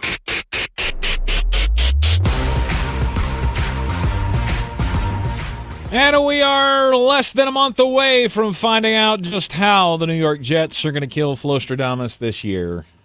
It's NFL draft must coverage here in the Sportsocracy on 92.9 FM, 880 AM, and 1400. The Sportsocracy is heard everywhere you go on the iHeartRadio app and seen everywhere on YouTube. Just go to thesportsocracy.com, click the live video link, subscribe to the channel, and that'll get you into the chat. You've got somebody that you want to shout out in the prospect rankings. Feel free to do so. See some breaking news that we don't see. Throw that in there as well. We appreciate everybody joining us in the program, as you do.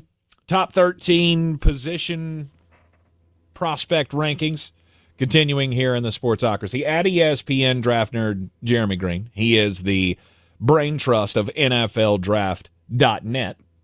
Your one-stop shop for prospect rankings and mock drafts and the like. A very large content dump hitting the website at the end of this week. There you go. Got a lot of stuff that I didn't want to put out. I didn't want to filter it out. I just wanted to chuck it all in there at the same time. So I'll let you know what day it hits. Yes. Stay tuned for the massive dump that's coming. God, we're children. We are 6-year-old children.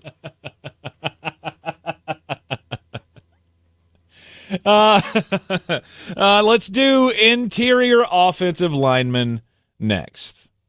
Guards and centers, who's the prize at the top of this class? Gray Zabel. He's my one. As I think he is better at guard. And there's a delineation in guys that I consider guards versus tackles. So I said I like Armand Membou playing guard. I think it's pretty close of him playing tackle, playing guard. Mm-hmm. Will Campbell, I think it's pretty close. I think he'd be an all-pro at either one. Gray Zabel, I actually think he may be a center, if I'm being 100. You remember how we talked about Graham Barton last year? Yeah. It's the exact same scenario. I can't tell you what position he's going to play, but I can tell you he's going to be real good at it when he gets there. He was an absolute dog at the Senior Bowl. Just never took a play off, high motor. The technique is borderline flawless.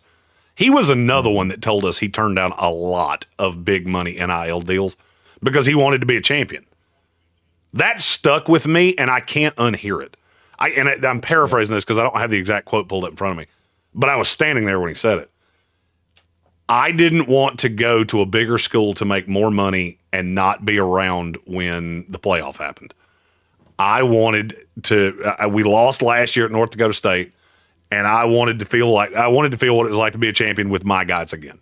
And so I came back for less money to North Dakota State. And the reason he had answered it that way is somebody asked him what team he wanted to go to.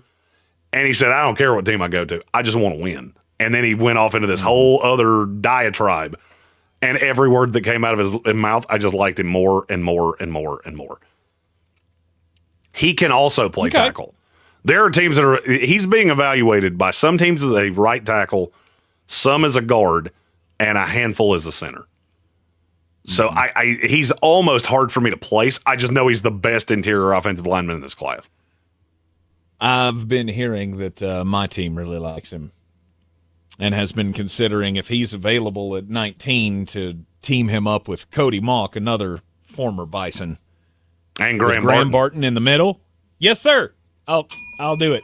Thank you very much. That would be I would gladly take it. That, especially now with you, whether you like it or not, you're becoming more of a running team, and you have three guys there that are very able to get out on the edge, very able to be the lead blocker. That makes for a very malleable offensive line. Mm-hmm. I think 19 might be a little high, but I'm not going to be mad about it. Right. His range for me, he's a first round pick for me as well. So, his range starts right about 20. So 19's not that untoward. Right. Gray Zabel of North Dakota State, the number one interior offensive lineman on the board. Who's your two? I feel like we're going to talk about this guy a lot in the coming days and weeks because I don't get it. It's Tyler Booker. What exactly is it you'd say he does well? Stand still. He stands still really well. He is a ginormous human being. But when I watch him on tape, I just don't see elite. This is one guy that Trevor Sikkema and I are in absolute lockstep on. He's got him at 48 overall. I got him at 44. And I keep hearing him in the first round. He's not a good run blocker.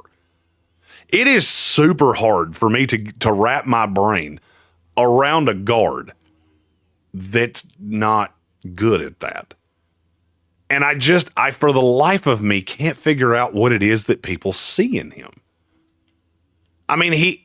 Look, Alabama's got a lot of talent, and I get it. I give him a little bit of a blip because Jalen Milroe is not the most fun guy to block for because there's a lot of flying by the seat of your pants. We'll figure it out as we're doing it. It's not fun for an offensive lineman. And Booker dealt with a lot of that. Here's where that kind of falls apart for me. He was a really good pass blocker. That should have gone the other way. If it's on Jalen Milroe, you should have been able to block for the run. But this is, I just don't see the fit. I'm looking at Trevor's eval on him right now, and the end of it says he's a well-built, competitive, high IQ guard for a man gap heavy run scheme, but he can't block for the run. He was awful at times at Alabama. You watch plays that get blown up in the backfield. It's very often that you look at 52 and he's facing the wrong direction. You want me to give you a dirty little secret of watching offensive line tape? If a run gets blown up in the backfield, look at whose name you can see. if a guy is facing back towards where the ball was, that's the guy that got beat. Almost, probably 98 out of 100 times. It happened to him a lot. He doesn't move particularly well. I don't think he's quick enough to be a pull guard. He reminds me of Kenyon Greene. You remember he went at like 14 to the Texans, and I went, how in the hell did you get there? I get taking him because I do think he can play, especially if you've got a really good run blocking center on the inside of him. But I'm not understanding. I mean, I've seen him in the top 10. Like, are you smoking crimes? Yes, I've seen Booker. Now, this was before the Bears went Joe Thuney and Jonah Jackson. I saw him to the Bears more than once. Now I see him to the Dolphins all the time. The Dolphins are a zone-heavy scheme. This dude in a foot race would lose to me. He's not good at that. No, I mean, Seattle, I guess I get it, but I would like it better in the second round. He is the number one player on the board. And you mark my words that I said this. He is the number one player on the board that's going to go at a time that I go, don't get it. And you know what? I've heard he's a great kid, and he was the leader of the offense, and everybody, awesome. Get you a motivational speaker and a guy that can actually play. Because him just being a good dude's not good enough for me. You want to marry my daughter? Awesome. I'll take into account how great of a dude you are. You're a lead-footed guard in a league that is spreading out, and it has never been more important how mobile a guard is. And Tyler Booker's not. Now, I've said all of that, and I'm sure somebody's going, well, if you dislike him this much, why is he your 2? Because he's safe. He is incredibly safe. He's not going to be just a bum. The problem is I'm not taking a guard that's going to be – I think he's a good NFL player in a pass-happy offense. I couldn't disagree with the bottom line on him from PFF anymore if I tried. I want him to go to a team that passes a lot because I don't think he holds up well enough in the run, and you're going to be disappointed in him. Yeah, you were talking about your team. I hate the thought of Tampa Bay taking him. Even if it was in the second round, I still don't like it because you're going to be trying to run Bucky Irving behind him, and he's just going to be an amorphous blob that's right in the way. Right. When you said, what does he do good? And I said, he stands still real well. I didn't mean that he does nothing. It's that he doesn't get push. There's no real push there. Unless there's a mismatch, which he ain't going to find in the NFL. He's good at not giving up too much ground. He'll plant those feet, and he's strong enough at the bottom to hold his own. Right? He's not giving up a whole lot of ground, but he's not pushing you forward. And even on some pass plays that I have watched of him, like he still doesn't lose the ground with his feet. But he gets bent over backwards. He is one of those guys that is long. All right, so I'm going to take my defensive tackle grades. As long as he's going up against the Mason Grahams of the world, he's fine because that's a battle of that's strength on strength. I think Graham's hands are better, and so he's going to get the better of you a good bit, but he's not going to embarrass you. Shamar Stewart playing on the inside is going to absolutely embarrass you. Because the minute he gets a step on you, you're cooked. Every time I saw him out pulling as the pull guard, all I kept hearing was that Eli Manning think fast, run fast thing. Because he looks like a dude that does not belong out here going, think fast, run fast, think fast, run fast. Got to get to the edge. Got to get in front of the running back. And he never does. And the running back just runs right up his keister hole every single time I saw him doing that. Yep. That's probably the most negative you'll ever hear me about a guy who's the number 2 player at a position for me. Right. Still a good player, but he's not special. Is that fair? Yes. All right, let's go with the number 3 interior offensive lineman. I can't wait for people to see Tyler Booker's his prospect profile where his comp is to Evan Neal. I have a feeling that's going to lead to some people going, Dad, nope, I'm right. I'm right. You're going to see I'm right way quicker than you want me to be. My 3 is Jonas Savaiinaea. And I have him as a guard out of Arizona. I think he can play tackle too. Now take everything I just said about Tyler Booker and do the exact opposite, and we have Jonas Savaiinaea. Because Savaiinaea is a freak athletic. For how big he is, I mean, this dude's 335 pounds legit. My fear with him is I don't think he has ever really nestled into a position. He played tackle at Arizona. And I think there will be a team that sees him as a tackle because he is athletic. He's also not a great run blocker, a much better pass blocker. But the thing that makes me nervous about him is in true pass rush sets, he regressed. It was almost like he was better when you didn't know what was coming. If you had that dedicated edge rusher, he did get beat off the edge a lot, which is why I'm sliding him into guard. That kind of mitigates a lot of it. I'm going to have to teach him to be the pull guard. And he played guard originally. In 2022, he was the full-time right guard. Last year, he bounced between left tackle and right tackle. He bounced between guard and tackle in 23. And those guys can be great hits because there can be a lot left because they've had to do so much. They never got really comfortable. I think that might be him. He strikes me. And this is, I don't tend to like to do this, but I love the idea of the Kansas City Chiefs replacing Trey Smith with him. Or not Joe Thuney. Put him on the other side of Trey Smith. Joe Thuney. Right. I saw it, and when I saw it, I couldn't unsee it because you got Creed Humphrey, and I know they could put Kingsley Suamataia in there. I still think he's a tackle, but I mean, sure, you could chuck him out there. I think Savaiinaea will be better at guard. All right, Jonas Savaiinaea, guard out of Arizona. We'll take a quick break. When we come back here in the Sportsocracy on ESPN Asheville, we'll continue with the interior offensive lineman rankings for the 2025 NFL Draft class from NFLDraft.net.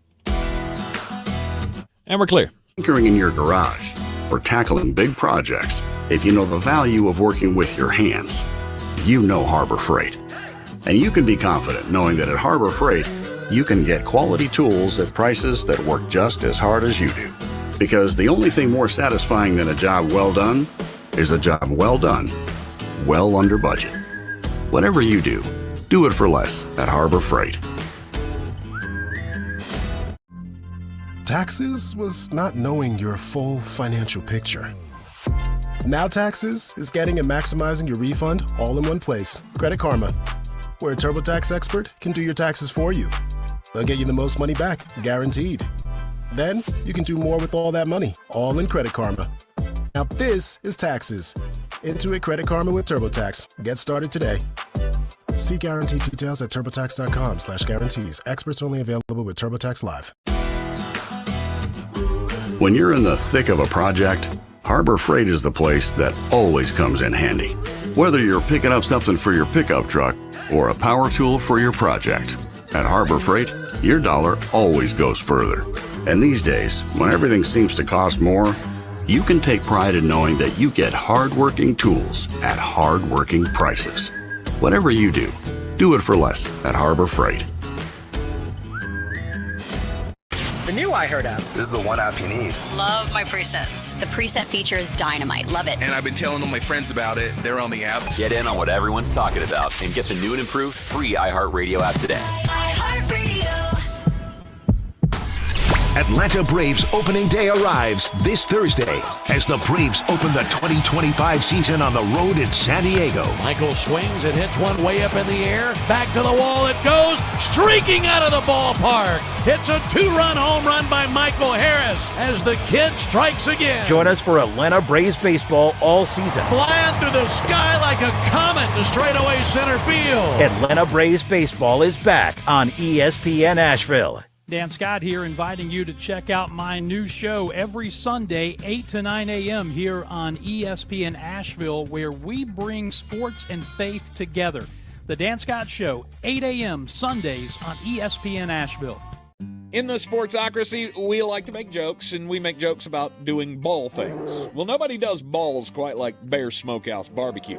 Bear balls, mac and cheese, pulled pork, and cornbread, fried and topped with a cheese sauce and bacon. You can see why they like to talk about their balls so much.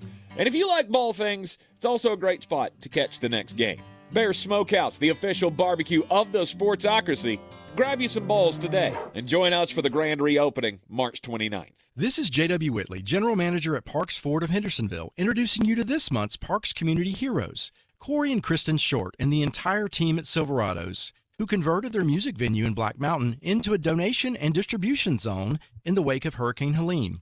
Corey and his team founded Valley Strong Disaster Relief, dedicated to providing essential support to our neighbors in need. Nominate your Parks Community Hero at parkscommunityheroes.com. Experience the Parks Promise today at parksfordhendersonville.com.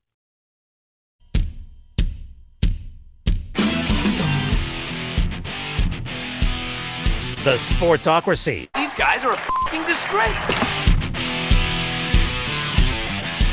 We are back at the Sportsocracy on ESPN Asheville, and yes, this weekend we will be out and about on Saturday for the To Hell with Helene party at Bear's Smokehouse Barbecue in downtown Asheville. 135 Cox Avenue is the address. There's going to be axe throwing. There's going to be mechanical bull rides. There will be comedy from Kayla Clark. There will be music from our good friend Lyric, and there will be us two dumbasses trying to beat a competitive eater in a pie eating contest. What part of that doesn't sound like it is a fantastic Saturday evening in downtown Asheville? We are trying to just slough off all of the bad vibes and such, and the feelings from the hurricane, which tomorrow will be the 6th-month anniversary of this. And it still feels so raw to all of us. We were talking earlier this morning on 570 WWNC, me and Mark Starling, of what are we going to do for tomorrow's show? Should we make a big show out of it? Should we, put together all the montages and stuff? And we came to the realization, Jeremy, and you can disagree with me if you want on this. We came to the realization that we're not really doing that. I'm not prepared. I'm really not prepared to relive all of that once again. Helene never really stopped for all of us.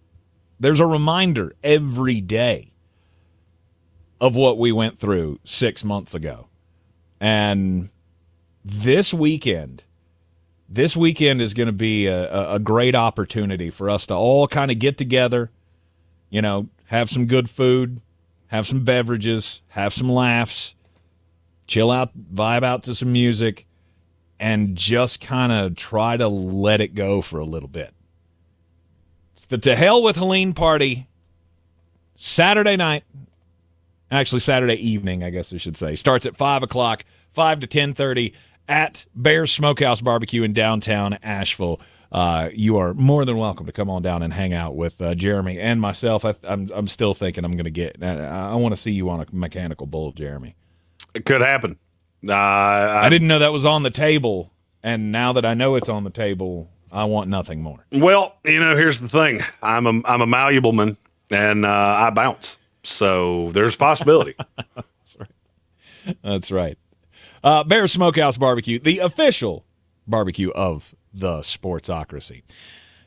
Interior offensive lineman rankings from NFLDraft.net. Number 1, Gray Zabel from North Dakota State. Tyler Booker from Alabama. We talked a lot of smack about him, but he is the second best guard in this class. And then Jonah Savanea from Arizona was the 3. We had a question in the YouTube comments, Jeremy. How big of a gap is there between 2 and 3? So between Booker huge. And Jonah. Not huge. There's a huge gap from 1 to 2. Let me look and see here. I got Booker 44 overall. Savanea is 51 overall. And I just realized that I have a list that has all these numbers on it, and I've been doing the math in my head. because I'm tired and I'm kind of stupid. So we're using that list moving forward and not have to think about every one of those. Very good. Very good. That brings us to number 4. It's Cameron Williams out of Texas. Now, the funny thing about him is he is also a tackle from Texas. And you take all the things I said about Kelvin Banks and why I think it's so stupid that we're talking about moving him into guard. Because he could do it, but it's not necessarily where I think his home run swing is. Cameron Williams is also a gigantic human being, but he's not as good of a tackle prospect. I like him considerably better at guard, even though he's never played it. His zone grade is really, really high. And the thought of him going to a Miami or somebody like that implements a very high zone scheme, I think he could be a really good guard. Now, before anybody asks me this, why is he not higher? Well, because there's a great chance somebody's going to take him and play tackle, and I'm going to like him way less. I love him as a guard. I don't like him much as a tackle. He really struggled with speed rushers at Texas. He only played 1 year. Right. He was basically a spot guy. Other than that, he's got he's got the length. He's got all of that. I'm not sure. If you take the tape in its totality, I saw a lot of him looking a little heavy-footed and struggling with speed rush, and I think that would happen at the next level. Right. So move him inside the line because he won't get beaten by those speed rushers so much. And one of the things that he's really good at is absorbing contact. If you get into his body, you're screwed. He has a huge body, and he can just kind of consume you if you come right at it. The problem is that as time went on, defenders started figuring out that if we can get his hands away from his body, he becomes a tenth of the blocker because he's not really comfortable with you being out in front of him, and he gets very grabby. Right. So for me, he's a guard and not a tackle. You put a pin in, there could be a team that sees the raw traits and just goes, we missed on the rest. We'll try Cameron Williams at guard, and his failsafe is that nope, don't do that.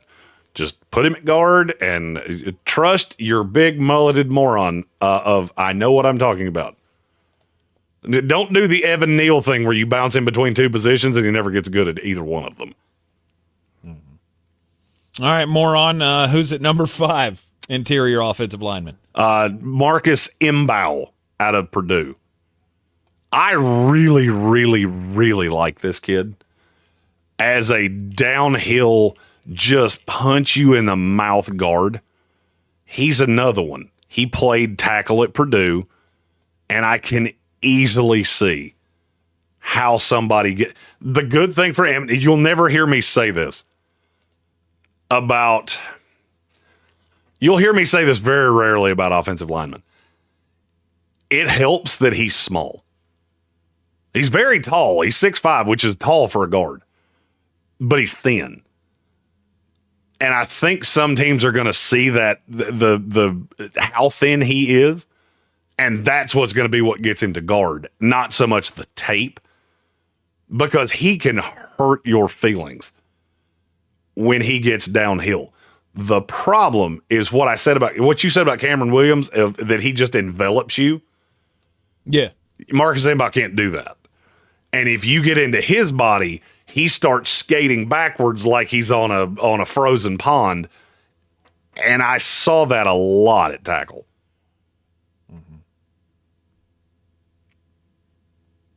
But now in terms of athleticism and things like that, this is this. If you're wanting a hog molly that can turn into a really elite run blocker, I think Marcus Membou can turn into a really elite run blocker.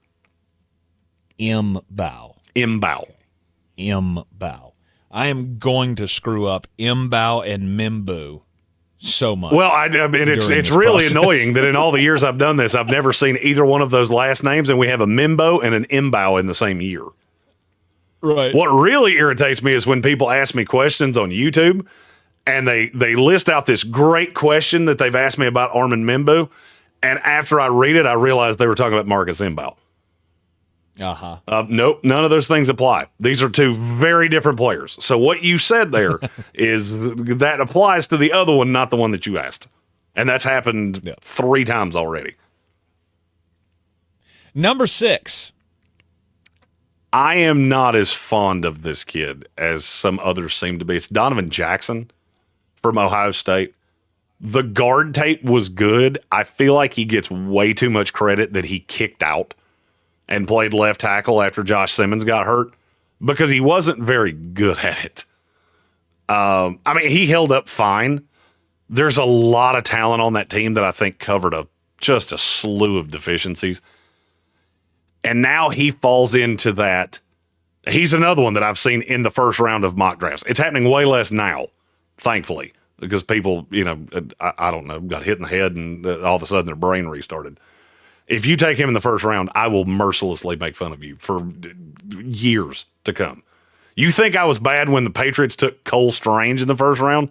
Donovan Jackson would be that bad or worse. He is a very serviceable, versatile player. There is nothing about him that strikes me as elite. He's also just stupidly safe. I mean, he's going to come in and play for 10 years. I don't know that he'll ever be... I don't know that I've ever done a projection this deep, but I'm going to do it with Donovan Jackson because I don't know that I've ever been as confident as anything of what I'm about to say. Donovan Jackson's going to play 4 years in the NFL. He will be a very serviceable to maybe even low-key good guard that will end up getting a bajillion dollars from the Jacksonville Jaguars in 2029. And I don't know that I've ever been more confident about anything in my entire life. Okay. I also know Jacksonville likes him. That didn't hurt anything there. I know they like him. Okay. And I don't really see the path that they're going to draft him. So that's the one that stays up on the board for 4 years. And when he hits free agency, they go Donovan Jackson no matter what. And he gets 4 years, $60 million. And I laugh until I doo-doo on myself.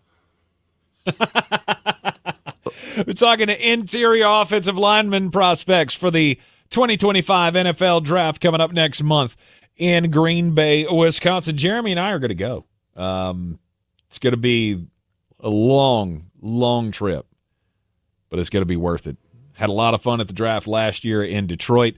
This year in Green Bay should be phenomenal. It's a brand new city that I've never been to. So, well, I mean, the attractions were not. Did you ask me if I've ever been to Green Bay? Are terrible. Yeah. I've never been to Green Bay. I've been to Milwaukee. I've never actually had a reason to go to Green Bay. And as the one that's scheduling this trip, I'm not super sure that I have a reason this time. I think you and I are going to be staying at a place that is on the peninsula of Lake Michigan. And it's about a 30-minute drive into the city. But the house is beautiful. And it's way cheaper than some of the hotels that are 10 minutes away. We have a lovely car. We have a lovely Parks Ford mobile studio that is very comfortable to drive. So for once, I'm going to say, let's stay a little further away and enjoy the scenic drive through the Wisconsin countryside. There you go. All the cheese that we can handle. I am very excited. I mean, as a big cheeseman, I'm very excited to see what Wisconsin cheese is all about. All right, you're in the Sportsocracy, and this is ESPN Asheville, 92.9 FM, 880 AM, and 1400. We haven't had a center yet on this list. I think we might have one coming up after the break here as we work through the best interior offensive linemen in the draft. We're up to number 7 when we come back. This is your Exergen Temporal and we're clear. Forecast on ESPN Asheville. Another push of dry air coming in. Wasn't much rain around yesterday with the front coming through. Good-looking afternoon, though, with a gusty breeze around. Still pretty dangerous fire conditions. Sun, a few clouds. Tonight, mainly clear. I figured you got to get to Jared soon. Tomorrow morning, won't need it in the afternoon. Sunshine, high 65. Friday, sunny and even milder. We're tacking on about 10. 75. From the Weather Channel, meteorologist Ray Staging. This report is sponsored by Taco Bell. Eat Lux your way with the new $5 Classic, $7 Supreme, and $9 Discovery Lux Craving Boxes from Taco Bell. At participating... Oh, yeah? Time only. While supplies last. Price of participation varies. Drinks excludes freezes. Tax extra. Tackle your spring cleaning list. Really? Cleanings. Okay. ESPN Asheville and get 3 rooms for $129 plus a free hallway. Book online at zeroresasheville.com. If you or a loved one have been a victim of crime, the North Carolina Department of Public Safety Office of Victim Compensation Services provides programs to help you find peace of mind. We're here to help you apply for benefits that you may qualify for to recover from hardship. Interesting.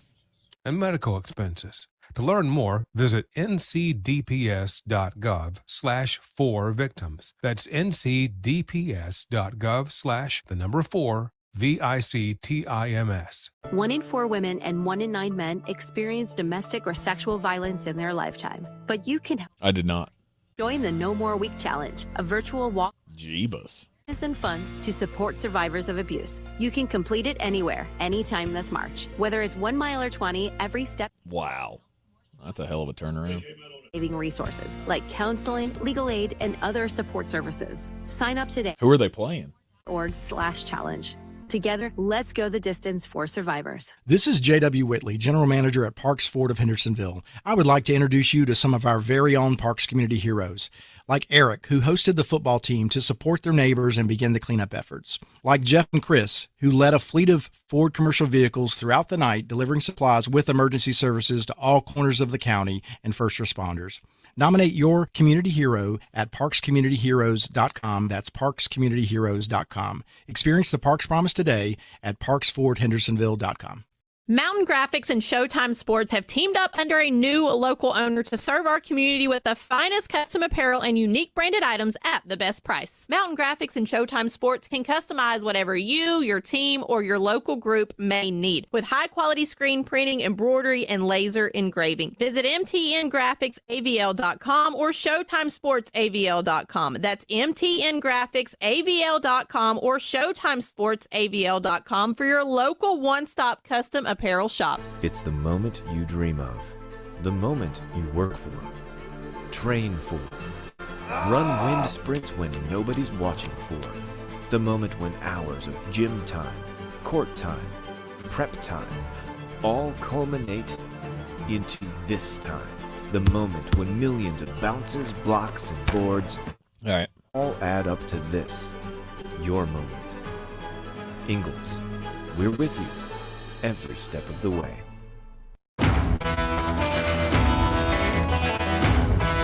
The Sportsocracy. You were just dumbing a bag of hammers.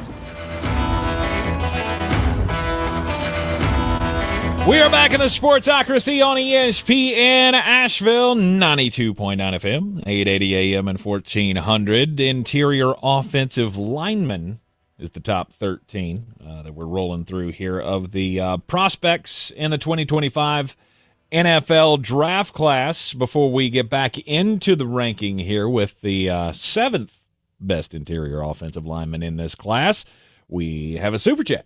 Here comes the money. Here we go. Money talk. Here comes the money.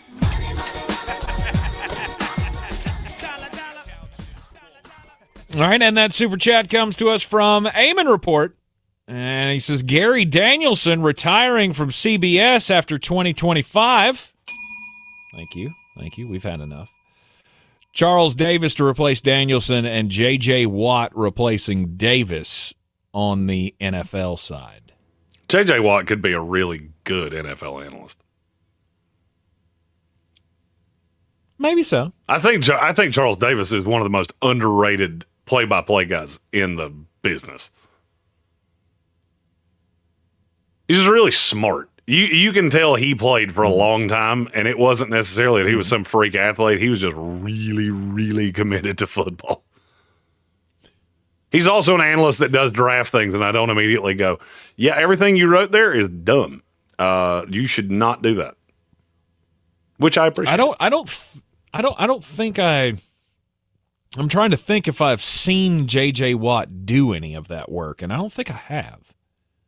He did studio stuff with CBS last year. Yeah, I don't believe I've ever seen him on a call or anything like that, or doing color, or he's got the personality for it. I'll give him that. For sure. JJ definitely has a good personality, which immediately puts him above Tom Brady. Yes.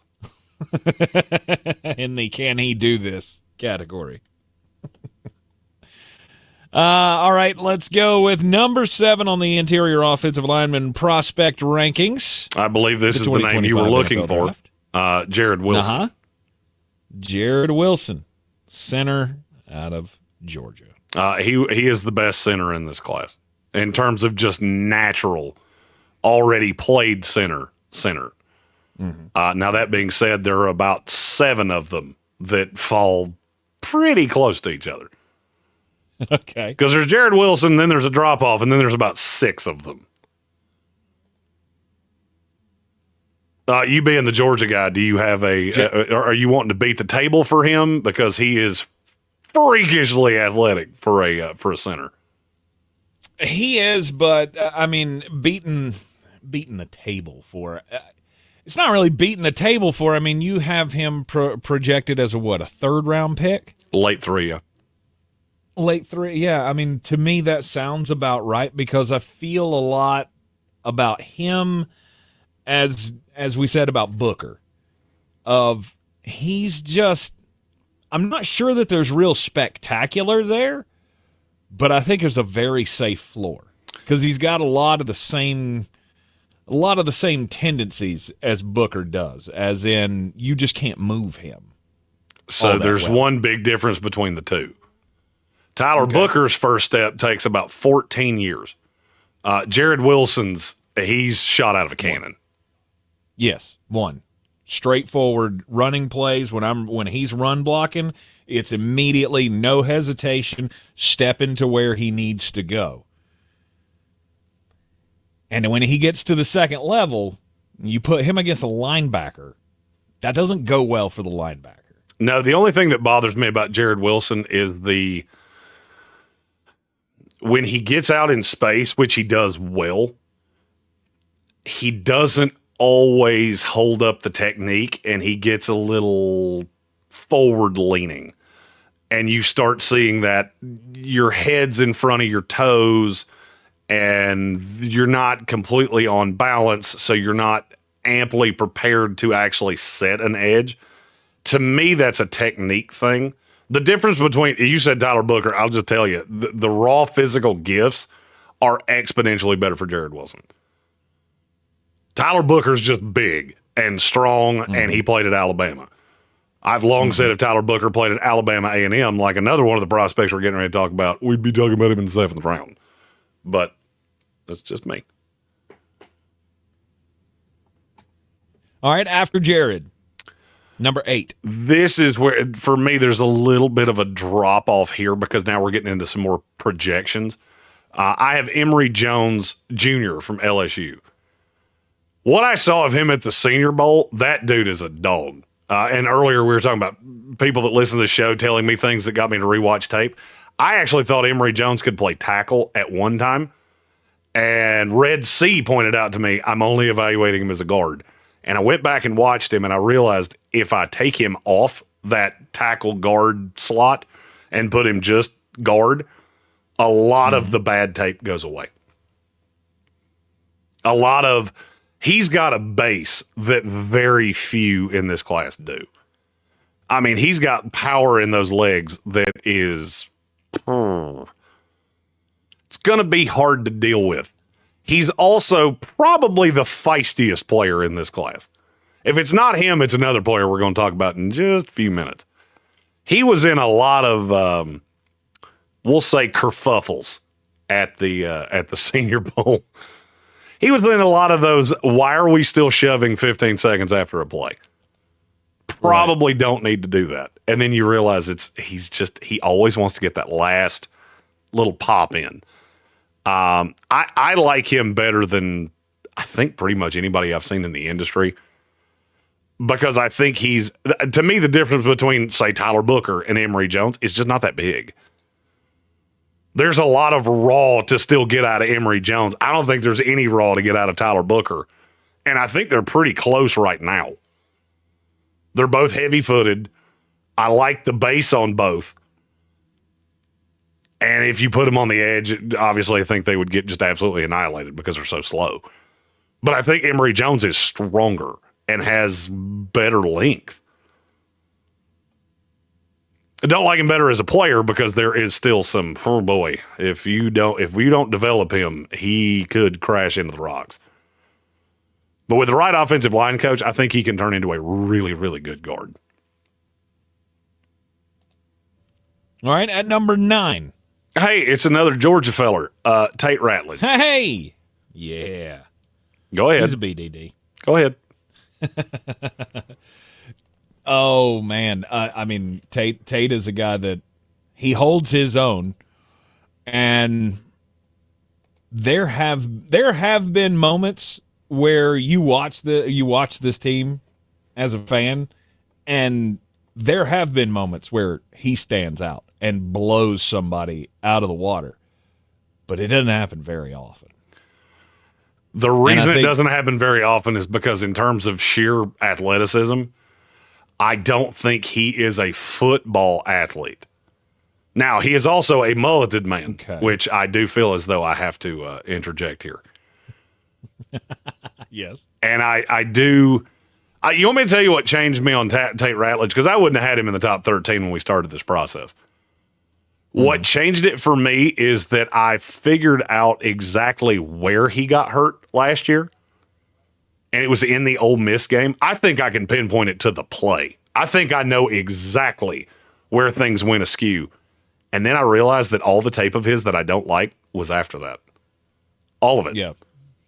Because there was no doubt in my mind, and this could be a narrative that I've just convinced myself of, he probably should not have been on the field for those last 5 games. And you take that Tennessee tape out, you take that Georgia Tech tape out, and the Notre Dame out, and all of a sudden he is light years ahead of where he was. Because a lot of the what in the world was that goes away. And now we just get into that kind of road grader in the run game, really good technique in the pass game. There's not a ton of nuance to it. He's just a football player.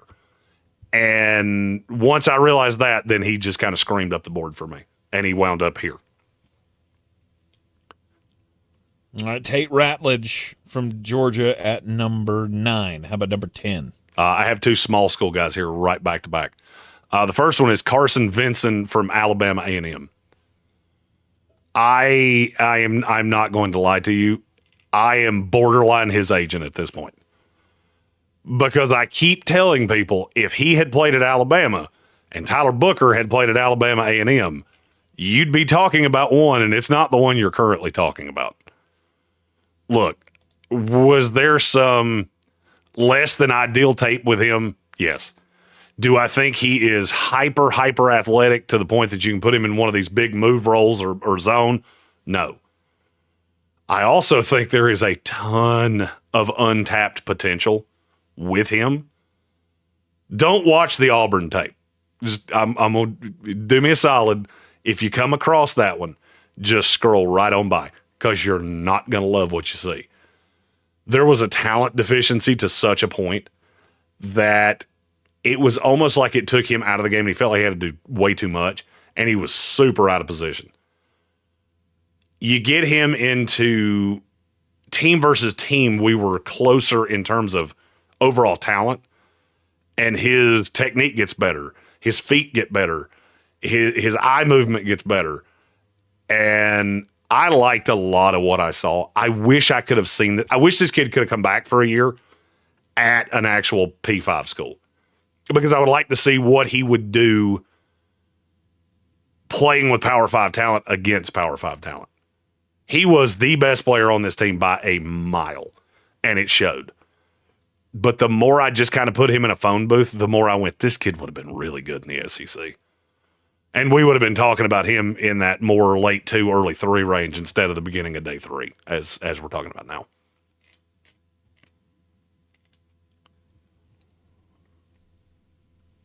All right. After him? Jackson Slater from Sacramento State. He became kind of a darling the more you dig into him because you realize he played a lot. I don't know exactly how old this kid is. He's one of those that apparently his birth certificate, it fell into the same hands as wherever Barack Obama's went. And it just became like this legend that I've heard he could be 25 years old. I don't really care. Because none of it changes anything for me. He is strong as an ox. And the difference between him and Vincent for me is that I don't necessarily know that there's going to be another level for him. I also don't know exactly what position he's going to play. Somebody put it in my head that they were really locked in on him as a center. And I don't love that as much. I like him as a guard. For me, he's a guard. There's a glut of centers. If you need a center, don't worry. Right outside this top 13, there's about 5 dudes that are exactly the same. You just pick whichever one you like their face better. I don't really care. Just stick Jackson Slater at guard. Use his natural, God-given core strength and get him out on the edge. And just he kind of reminds, and this is going to be a weird comp because in terms of game, they don't line up. He kind of reminds me of Trey Smith. Of that, we get this misconception in our head about him because he played for Jackson. He played at Sacramento State. For Trey Smith, it was that he was hurt and nobody wanted to acknowledge it, and his play dipped at Tennessee. Well, Trey Smith became an All-Pro. I'm not telling you Jackson Slater is going to do that. There's just so much raw talent with him that I think you put it on a big stage and you actually develop him. He could turn into a steal, and I don't think he's going ahead of the 4th round. But if you're telling me I can do that or go Dylan Fairchild, another Georgia guy, I'll go Jackson Slater 100 times out of 100. The ceiling's just so much higher. Right. All right, at number 12. This one's your guy. Because I think you and him are the same height. Yeah, Willie Lampkin from Carolina. Go ahead.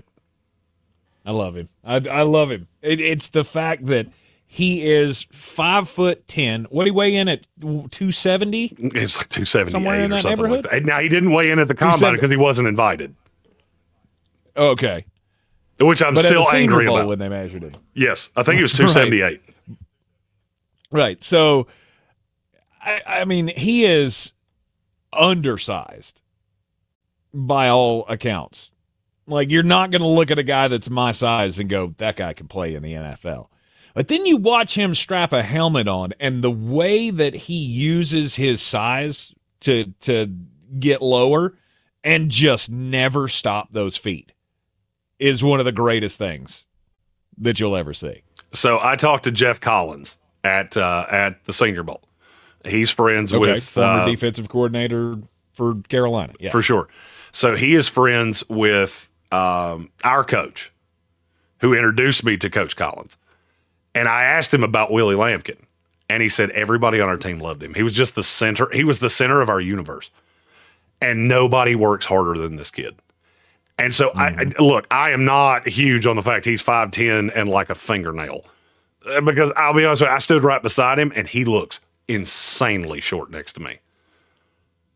But man, he worked his ass off at the Senior Bowl. He was the last player invited, and he worked so hard, and he held up so well in the drills that I just kept pushing him. It seemed like every time I put him on the board, I had to raise him like half a round because I kept looking at people around him going, I'd take Willie Lampkin over that. And I just kept doing it. He went from the late 5th all the way up into the 4th round for me because I kept looking at everything around him going, he's better than that. He's better than Eli Cox. He's better than, I'm just trying to look at the names that was the first one that came off the top of my head. He's better than Dylan Fairchild. He's better than Joshua Gray. And I just kept doing it. And he winds up all the way up here. And maybe I went too far because the height is a problem. but I'm not sure that I care. It's motor, man. You don't really talk about, I don't feel like we talk about offensive linemen with motor that much. He's got it. Number 13, final interior offensive lineman of the ranking here. This was a kid that I was confusing his backstory with Carson Vincent. Clay Webb was a 5-star recruit to Georgia that couldn't get on the field. He transferred to Jacksonville State, and he just annihilated people in that run-heavy, Rich Rod system. And he's my number 2 natural center. I think some people are going to think that's absolute lunacy, and I don't care. Because that's one of those guys, and I see them every year when we get into the draft, of you went to a place that you were not necessarily ready to go to as a high-end recruit. They did not necessarily put you in the greatest position to succeed. And then you went to a small school and just ate people's lunchboxes. I'm going to tell you a fun stat. He played guard at Jacksonville State. I think he's going to play center in the NFL.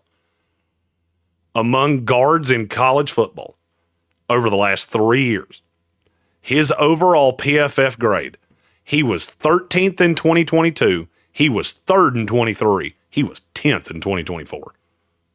And I get it. Level of competition, blah, blah, blah. There are a lot of guys that are in this draft class that played a lower level of competition. I mean, the ACC and the Pac-12 or the Big 12 still exist. So spare me on that level of competition unless you're talking about an SEC Big 10 guy. He was the best player on the field every time he put that Gamecock helmet on for 3 years. And I'm not even sure that they got the most out of him. I'm not sure there's not another level to him that he's going to hit at the next level. And he's athletic enough. He shows the talent. He's got a mean streak that is a country mile long. And I'll tell you what really made me fall in love with him. I never saw him stop on a block until a whistle blew, and there were 3 beats after that. He didn't just want to beat you. He wanted to eviscerate you on every snap, and he did it at a stupidly high rate. Clay Webb is the guy. I'm telling you right now, he's going to fall into the 5th round, and we're going to be there on day 3 in Green Bay, and I'm going to say his name every single time a team picks. And I bet you I'd do it for 45 picks. I'll do it every time until one of you's smart enough to do it. All right, Clay Webb at number 13, interior offensive lineman in the 2025 NFLDraft.net prospect rankings. All of your prospect rankings can be found at NFLDraft.net as well as the latest mock drafts. We got a lot of content coming out from Flo Stradamus at ESPN Draft Nerd over the weekend, so be sure to follow us on all the social medias at The Sportsocracy. Before we get out of here, to the YouTube stream. Before we get out of here, we have a super chat that we got to get to before we fire out of here. Here comes the money. Here we go. Money talk. Here comes the money. It's from our buddy Colin, and he asked me a question. What do the Chiefs need to do in the draft for an A-plus draft class grade? And what's your overall view of the AFC? So, Colin, we're up against a hard out starting tomorrow. You gave me this idea, so I'm going to credit you with it every time we talk about it. We're going to do A-plus mock drafts for every team in the show between now and the draft. And we'll start with the Chiefs since you super chatted it and it was your idea. All right, A-plus mock drafts coming your way tomorrow right here in the Sportsocracy on ESPN Asheville, 92.9 FM, 880 AM, and 1400. We'll see you tomorrow at noon. Your stomach is a mess and you feel lousy. Something is just... Clear. What? Yeah, we get it. You've tried Sorry, every I didn't mean fad to diet and cross you supplement up under the there. sun, I just knew and there was nothing no works. chance you had seen that. Sorry. Your body is letting you know. You're just... You were right. Or the signs, making it I worse. always try to Viome wait gets until straight you to the take a point, breath analyzing so your I can gut try to microbiome time give it you a with the personalized latency. health plan that actually And works. Your gut is I'm how your body close, but I'm not processes quite everything there. that you consume. Stop That ignoring way the we signs. can do It's time to A-plus do mock something drafts at and Viome then and fix cut your them gut and now. put them Call out and Star you're in Guts to them. get And it $50 doesn't off a full ask body you to intelligence do test. That's star 488 extra to stuff receive because I unlimited know offer. you're cut ridiculously thin, dude. Bingo. Yeah, right. I just like it. anything we can build into the show, I want to do it that way. I'm the assistant director of nursing. Absolutely. And if I have to do 3 more full sets of mock drafts, I'm pretty sure I'm going to pull my hair out. Like, I need somebody to talk to. Likes to promote from within. I've seen a lot of. And I want to get you involved in them in the first place. So we'll do the Super Bowl teams tomorrow. So the Eagles and the Chiefs. Any news, and then we've got S.A.N. Stone. We've still got corners and safeties, so we'll have to do that tomorrow. You dream of. We've still got linebackers and running backs. So we'll do linebackers, running backs on Friday, and we'll do corners and safeties tomorrow. Gym time, court time, prep time. Roger. And that, boys and girls, is how you sculpt 2 shows where we don't have to think about squat, and I can just go ahead and set them up now. All add up to this, your moment. Ingalls, we're with you every step of the way. This is your Exergen Temporal Scanner weather forecast on ESPN Asheville.